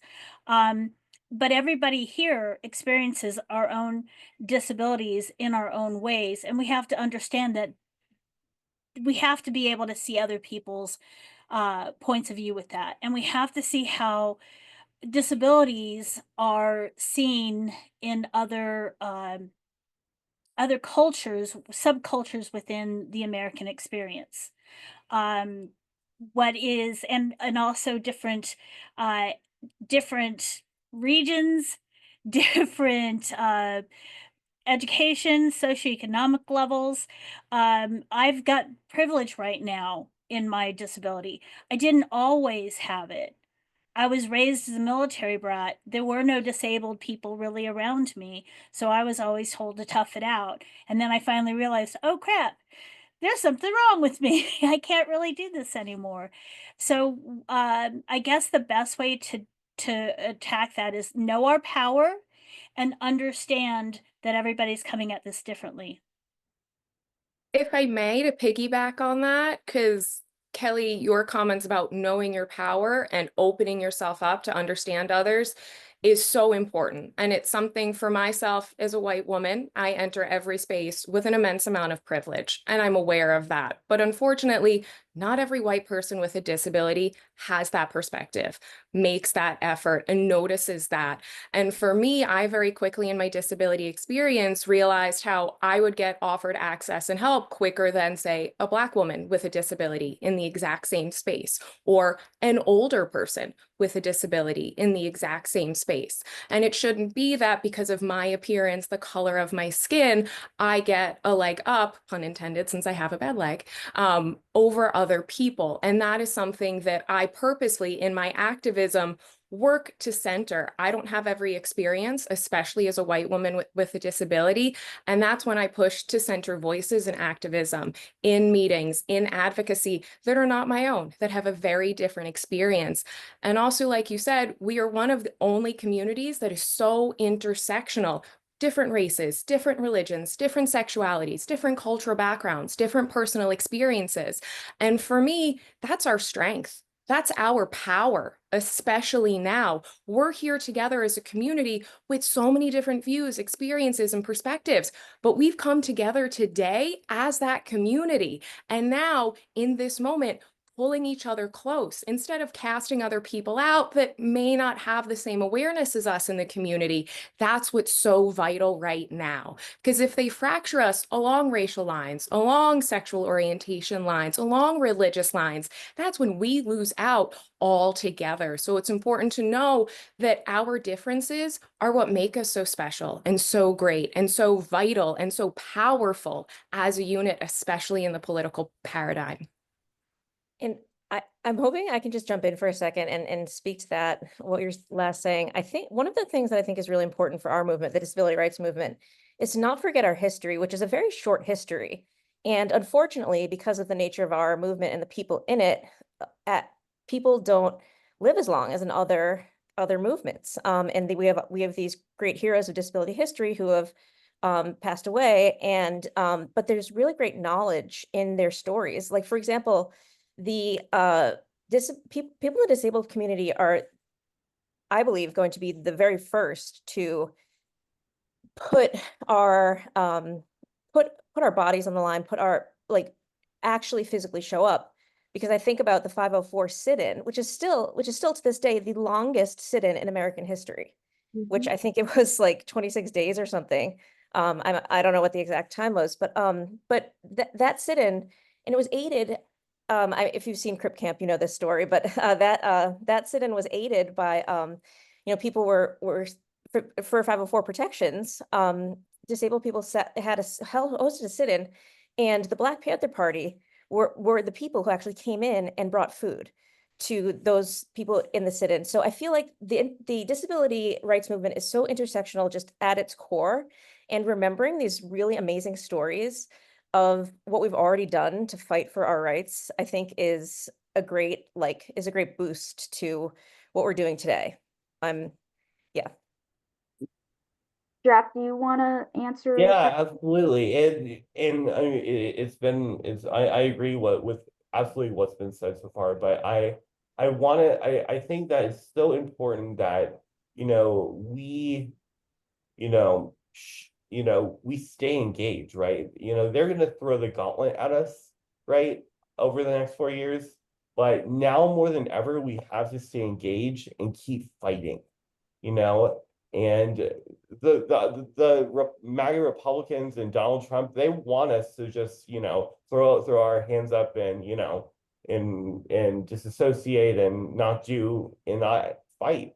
But we can't do that. We have to fight, because that's the only way we can bring change, is to fight and to, talk to our elected officials, to run for office, to be a good citizen, right? And to make these changes that are just, so necessary, and to fight back against all of these, atrocious policies, from the 504 repeal to everything else. We need to fight back more than ever.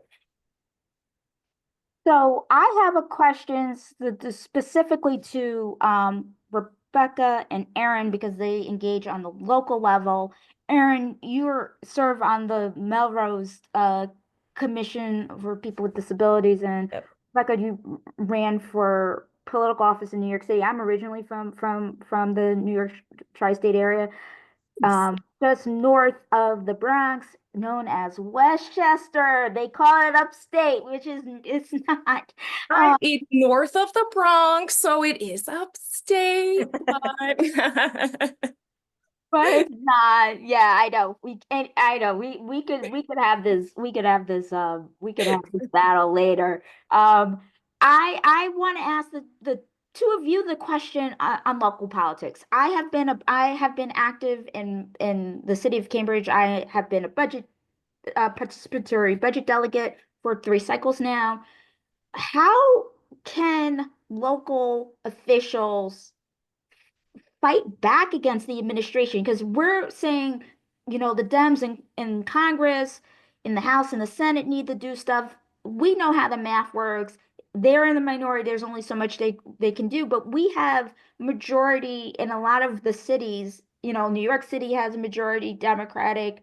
I'm not going to talk about the mayor, but I'm going to talk about the city council, who actually has some common sense. And Aaron, I know Melrose is a blue city too. Yeah. How can our local officials put their bodies on the line and speak up? Because we can't just rely on people like Congresswoman Presley. She needs backup. Absolutely. And all politics are local. It's very easy for everyone to focus on what's happening at the federal level, especially now. I'm guilty of it too. But the laws we live by day to day are made at your local levels, your city, your town, your state government. And so it's so important to find an avenue that you can begin to get involved in. It could be a volunteer position. The first thing I did was join my local community board. In New York City, there are community boards for about 200,000 people are represented by it. It is your most hyper-local form of volunteer government. If they want to repave a sidewalk, well, you have to come before the community board, and then I would ask you, how much space do you have from that tree pit to the stairs of that building? Can a wheelchair get through? Can a walker get through? You can be that voice injecting disability rights and disability justice into every issue, because like the Congresswoman and others have said, every issue is a disability issue. And then when it comes to legislating, to policy making, it's going to be much more so at state levels, but things like healthcare funding, we're going to see cuts to Medicaid. We're going to see cuts to Medicare. SSDI, SSI is going to be under threat. Well, right now, for example, in New York State, we're going through our state budget process. That is a multi-billion-dollar package. Disabled people are fighting for more money for home care. They're fighting for more money for food assistance. They're fighting for more money for housing vouchers and rental assistance. And our elected officials locally can join those fights, can sign on to bills, can lead these policy conversations, can ask us as disabled people, the people closest to the problem, should be closest to the solution. What do you need? How can we work with you? And they're not going to proactively reach out. Erin, I'm sure you've experienced that. No one's going to pick up the phone and go, Rebecca, I just got on the subway. There's no elevator. No, Yeah. but we can reach out to them. Every website has a tool, no matter where you live in what city or state, where you can put in your address and find your local representatives. Reach out to their office. Tell them about your experiences locally. Tell them about what your concerns are with what's happening federally. Ask, what can we do here? For example, if they're going to cut healthcare funding, like I said, well, here in New York State, we're having those conversations to increase Medicaid savings so we can reinvest monies in smarter ways to help more disabled New Yorkers. And those are things that can absolutely be done at the local level, where we don't have to wait for the federal government knowing those realities, but we can do as much as we can to protect ourselves here. I will recognize I'm saying this in a fully blue state of New York State. We have a Democratic mayor, as much as he's not great. We have a Democratic city council, Democratic governor, assembly, Senate for our local house in the state. But still outside of that, many of you here right now may not have that reality in your state or your local city, but you still can reach out. You still can put your voice in the conversation, because someone may not be aware of these issues until you bring them directly to them. And the person, again, closest to the problem is the best to be closest to the solution and have those advocacy and activist conversations. Yeah. Erin, Sorry. do you want to talk about, like, it's in terms of being on the commission at the local level?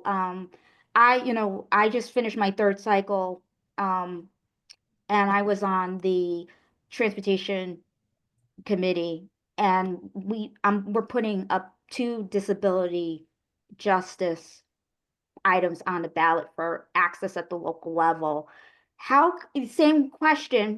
Same question, how can you as a commissioner, at the city level, do the same type of work that Rebecca was talking about? And you're muted, by the way. Thank you. So yeah, so I like how you're mentioning, Rebecca, that New York is a blue state. Massachusetts is as well. However, even in a blue state like Massachusetts, back in January, even before, or this was a couple months ago, our governor, Maura Healey, had proposed some pretty serious cuts to the PCA program, Personal Care Assistant Program. And the disability community had to fight back against that. And I believe it was sort of like a line item thing where she wasn't like quite aware of what that cut would mean. But unfortunately, we have to be the ones to tell the if it's the governor, the person in power, what those line item budget cuts really mean on the ground for people like us. But also as a hyper local commissioner on the Commission on Disability, our job as commissioners is to listen to our constituents, listen to the public, and bring those the issues up to, whether it's I'm the liaison for the special education parent committee. So I work with the with parents of students in our schools who have students in the special education program. And then sometimes sometimes a member of the Disability Commission will go to the Traffic Commission to discuss something like, sidewalks or bike lanes or, needing things to be widened. But we're really like the liaisons between the disability community and the broader city government. But the last thing I would say is that the best thing for any government, local or municipal or state or federal, to do is to hire people with disabilities. Because the more people with disabilities in the room, the more people are going to have their little flags go off when somebody says something that might be a problem for a person with a disability. And having people with disabilities in the conversation could prevent so many bad decisions from being made for the disability community. Naida, can I add to this? Because you didn't know this. I'm on my city's Human Relations Commission and my county's Transportation Board. I'm in a red county in North Carolina. And in order to get on the board, I had my city council member, who's a Republican, did appoint me to the board. So you have to learn to work between, not be partisan with this work, especially when you're doing it locally. And part of the reason I wanted to do this work is because I saw a lady in her wheelchair, her power chair, in the middle of the road in the hot sun. And I slowed down in my car and I said, "Hey, can I help you out?" And she pointed at the bus stop across the way, and it was all clear plastic. It looked like being like an ant under a magnifying glass if she'd stayed there.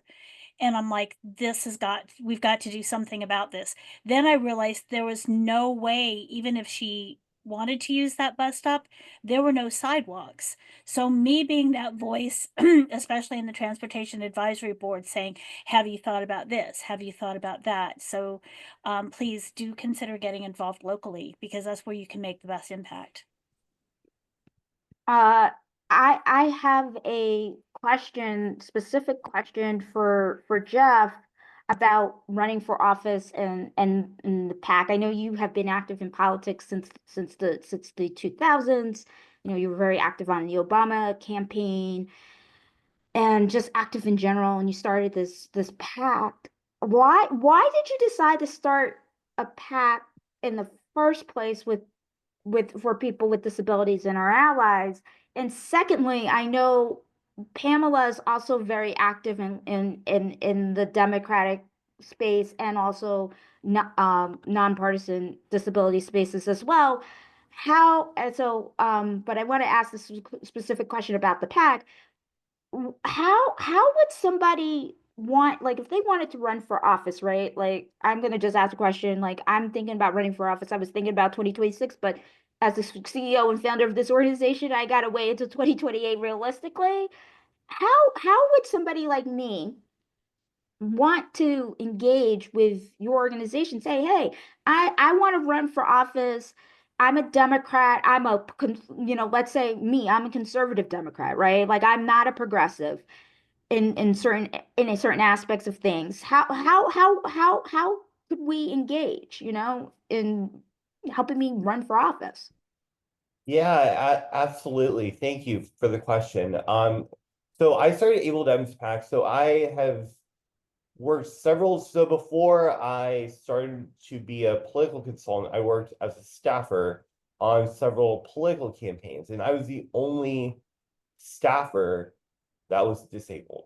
And I was like the poster child of Virginia, of Democratic campaigns in Virginia, because, and they could like check the box that I was, they hire people with disabilities. I'm there, and I, and I got like super tired of it. I got super tired of just being the only one. And, I realized, after COVID, right? I mean, shit has changed, and like, I that's why I started Able Dems PAC, because there's not a central clearinghouse like Emily's List for women candidates or Latino Victory Fund for Latino candidates. And I really wanted to have that to recruit more candidates with disabilities, but for Able Dems PAC to down the road be a clearinghouse for candidates to not only get the resources, but to be help funded their campaigns. We have, so Able Dems PAC, we started in 2023. So in the 24 cycle, we had 4 wins in the general election. Christine Cockley, who won a competitive competitive primary in May of last year. We wrote her a check and co-hosted a fundraiser for her. Able Dems did. And we helped re-elect Constantine Anthony, the first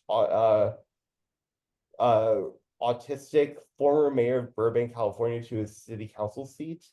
We helped, raise money for disability allies who were running for office. And, we had wins up and down the ballot. That was our first year. We raised over $100,000. And that was through, donors giving $5, $10, right? We're not full of wealthy donors, but we have you. And we have like-minded people who care about the community, who, have been marginalized, right? And, I've been marginalized myself too, and I have a ton of white privilege, and, I want to make space so that we can have a more representative government, right? 40 years from now, I want us to have a country where, we have like 3 or 4 elected disabled elected officials on each of the governing boards around this country, right? And that's ambitious, I understand that, but I want to, it has to start small, but then it can grow, right? And that's what I really want to do with this. Thank you, Jeff. Pamela, I have a question for you. You have been active in Democratic space as well. You're a part of Rev Up North Carolina. What do you think? How do you think we can engage in running for office specifically with these establishment organizations, especially those who are coming from, because a lot of these organizations tended lean Democratic. Not everybody in the disability community is a Democrat, but they don't necessarily agree with what's happening now. So how can the organizations be inclusive, be more inclusive to different ideas that are not the norm? I think I understand what you're saying.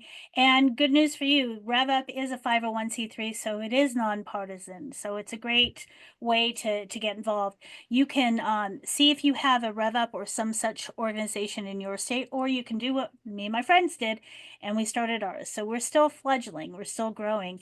Rev Up stands for Register, Educate, Vote, Use Your Power. And having a place where we can have conversations about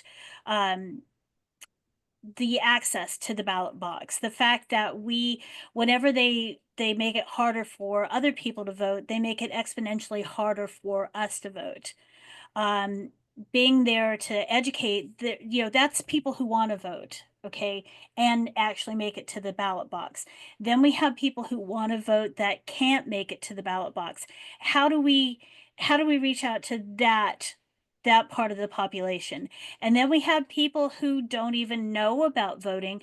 One of the things that stunned me, I did run for school board here, and there was a meeting with one of the administrators for the school that has the exceptional students, and they were talking about when the students age out, how they prepare the students for life after the school. And I asked them, do they teach them how to vote? Do they get them registered?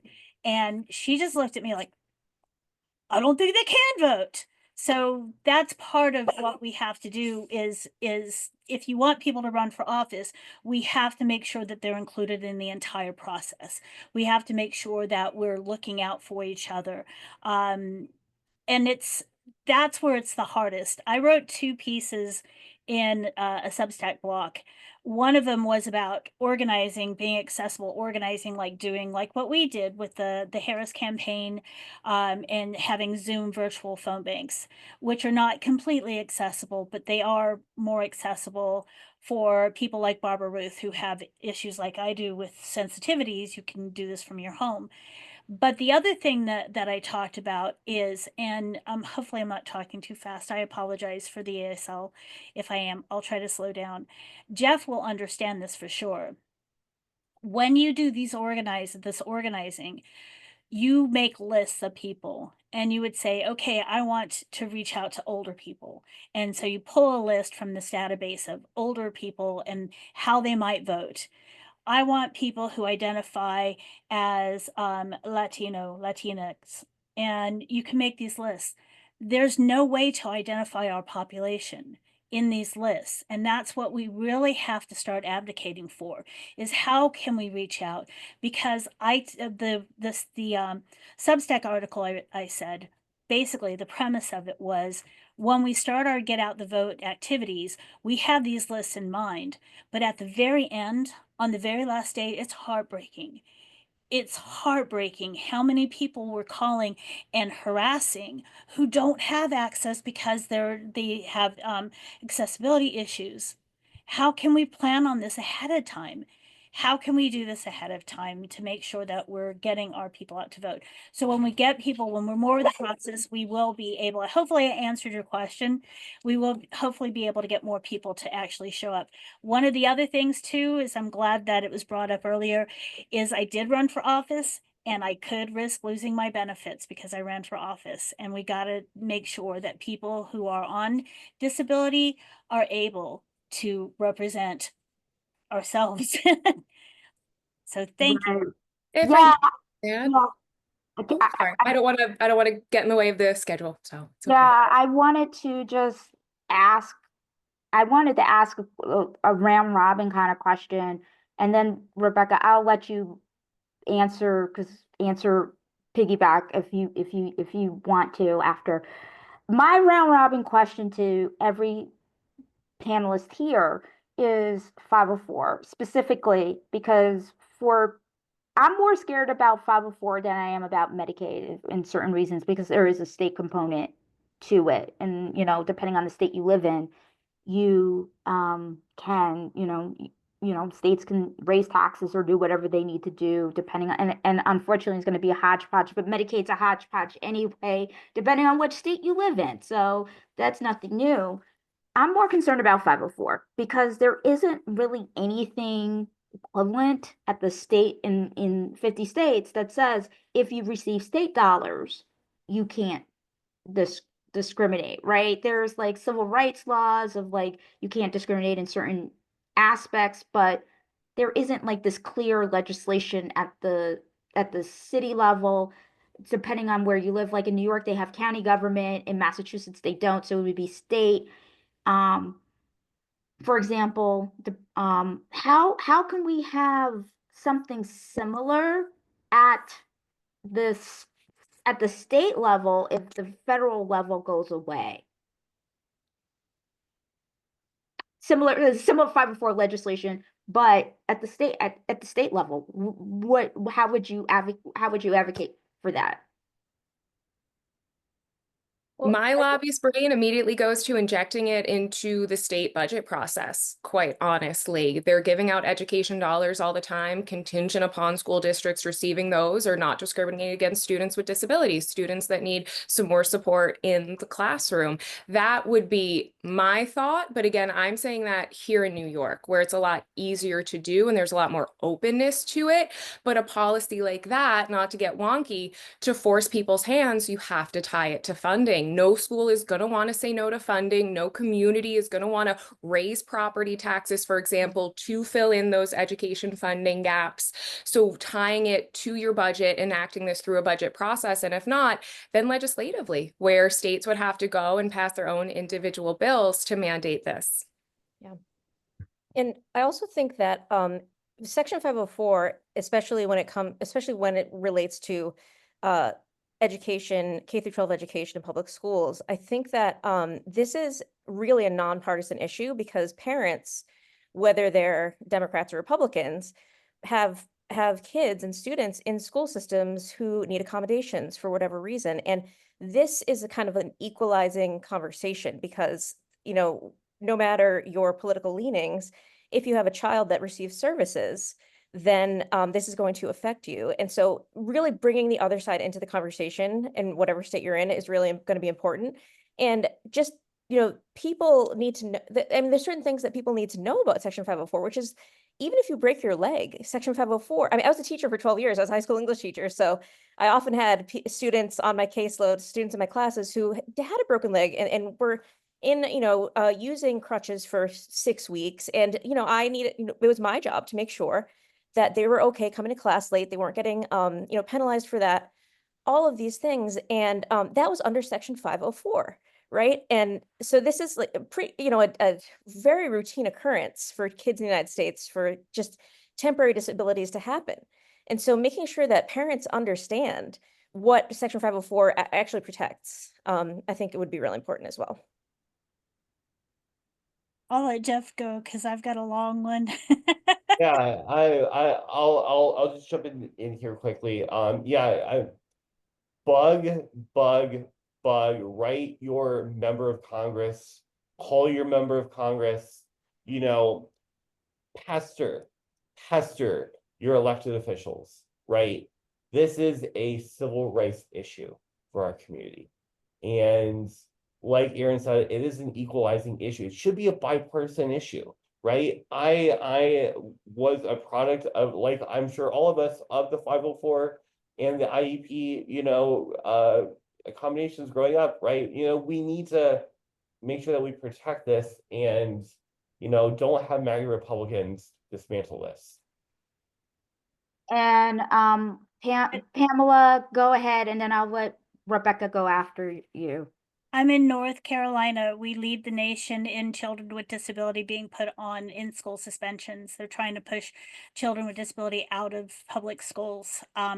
We have a court case that's been going on for 30 years called the Leandro case. The Leandro plan will fund the students of North Carolina that are not getting a basic education. That's what they said. They have a constitutional right to a basic education and they're not getting it. So we're already having that fight in my state, and we have to just do what we're doing here and make sure that we're out there in front of people's faces. I know, Rebecca, you wanted to say something earlier, and sorry I stepped on it. I just wanted you go ahead and say what you needed to say. Just around the question of running for office, politics and campaigning is inherently inaccessible and ableist. And I'm sure many people here have experience using the VAN system, the Voter Action Network, when you're phone banking, door knocking. For example, there's the inaccessible tag on VAN. If you get to a place, for us, we go, oh, inaccessible, so great. It's not the same and accessible. And that's a really small example of how, if you make the choice as a candidate with a disability, that you are already going to have to be doing so much more than any other candidate. And the other piece, Pamela, you mentioned it, the impact on benefits, that you may rely on public benefits. After running for office, I do a lot of personal work discussing running for office with other people with disabilities that are exploring it. And the main question that always comes up is, what do I do about healthcare? What do I do about keeping my benefits? What do I do about continuing to pay my bills and stay healthy? And that is something that we don't have an answer for, unfortunately, because of the discriminatory system that we have to operate in, where disabled people can't have jobs, they can't make money, they can't have savings, God forbid we have great health care. And so that is something layered on top that keeps us from having a seat at the table. And unfortunately, in my opinion, with a very different disability experience than people that rely on these programs, it's on purpose. Because if we have a seat at that table, we're going to be talking about these issues. We're going to be talking about things like SSDI. We're going to be talking about things like marriage equality for our community. There are so many reasons why they don't want us to be a part of that process, which is why I feel it's even more important if you are a person with a disability, so inclined, get active, get involved at whatever level it is. It doesn't have to be elected office. It could be your PTA. It could be your voluntary town board, like I was on my community board, but just injecting yourself into those conversations, because so much of the traditional run for office is inaccessible and ableist on purpose. So finding spaces we can get in to make that good trouble, throw some elbows and belly up to the bar, so to speak, to say, we're here. And we're a part of the conversation too, even though you've put so many barriers in front of us to not be here right now. You spoke about Van, the way that we do phone banking. I'm sorry, Nieta, for jumping in, but the way that we do phone banking is not accessible for people who have vision, low vision and print difficulties. There's a lot of work that we need to do to make campaigning and organizing more accessible. Yeah, exactly. I agree with that. As somebody who volunteered for the Harris campaign, it was not accessible at all. Some of the things like typing in the chat, and I will share about my experience. I have functional neurological disorder, which is similar to MS, and sometimes my hands hurt. They hurt, right? And they're trembling, and I can do all the breathing exercises in the world. I can, and especially if I've been busy all day, I can't. And the meetings, sometimes they would have the meetings be, you couldn't unmute to ask questions. And I had to say, can you please allow people to unmute? Not everybody could type today. I'm not feeling great, but I'm having a better day, so I can like type and answer and chat. But I've been in events all day like this where I could barely move and get up afterwards because I was in so much pain. So I'm going to ask a personal question about your disability, and how do you stay active in politics, protect your peace, your mental health, and stuff like that, but also realize no one's coming to save us, right? Because people talk about, I don't have the spoons, I don't have the spoons. And I'm like, can you, and speaking to me about it, like as a Black person, as a person of the global majority, I kind of don't want to hear about you don't have spoons, right? Especially from, and I say this as somebody who has white relatives, I don't want to hear it from white presenting people, because Black folks had to fight so much adversity and slavery and then Jim Crow, and still there's the Black excellence that people are jealous of, right? In our history. So how do we flip that? Let's have disability excellence. Let's do it in our way. How the Black community has done it in their way. Well, I can speak to that for a second. I'm a huge proponent of the buddy system. Maybe it's because I was a teacher, I'm not sure, but this year I received a fellowship grant from Mass Creative to do a storytelling to start a storytelling series in the Boston area for people with disabilities. And when I applied for that fellowship, I applied with my good friend who is also disabled. He's blind, and we just applied as a unit. I said, we have this idea and it's our idea and we're sharing it. And they responded to us and said, you know what? Nobody's applied as a group, but we like your idea.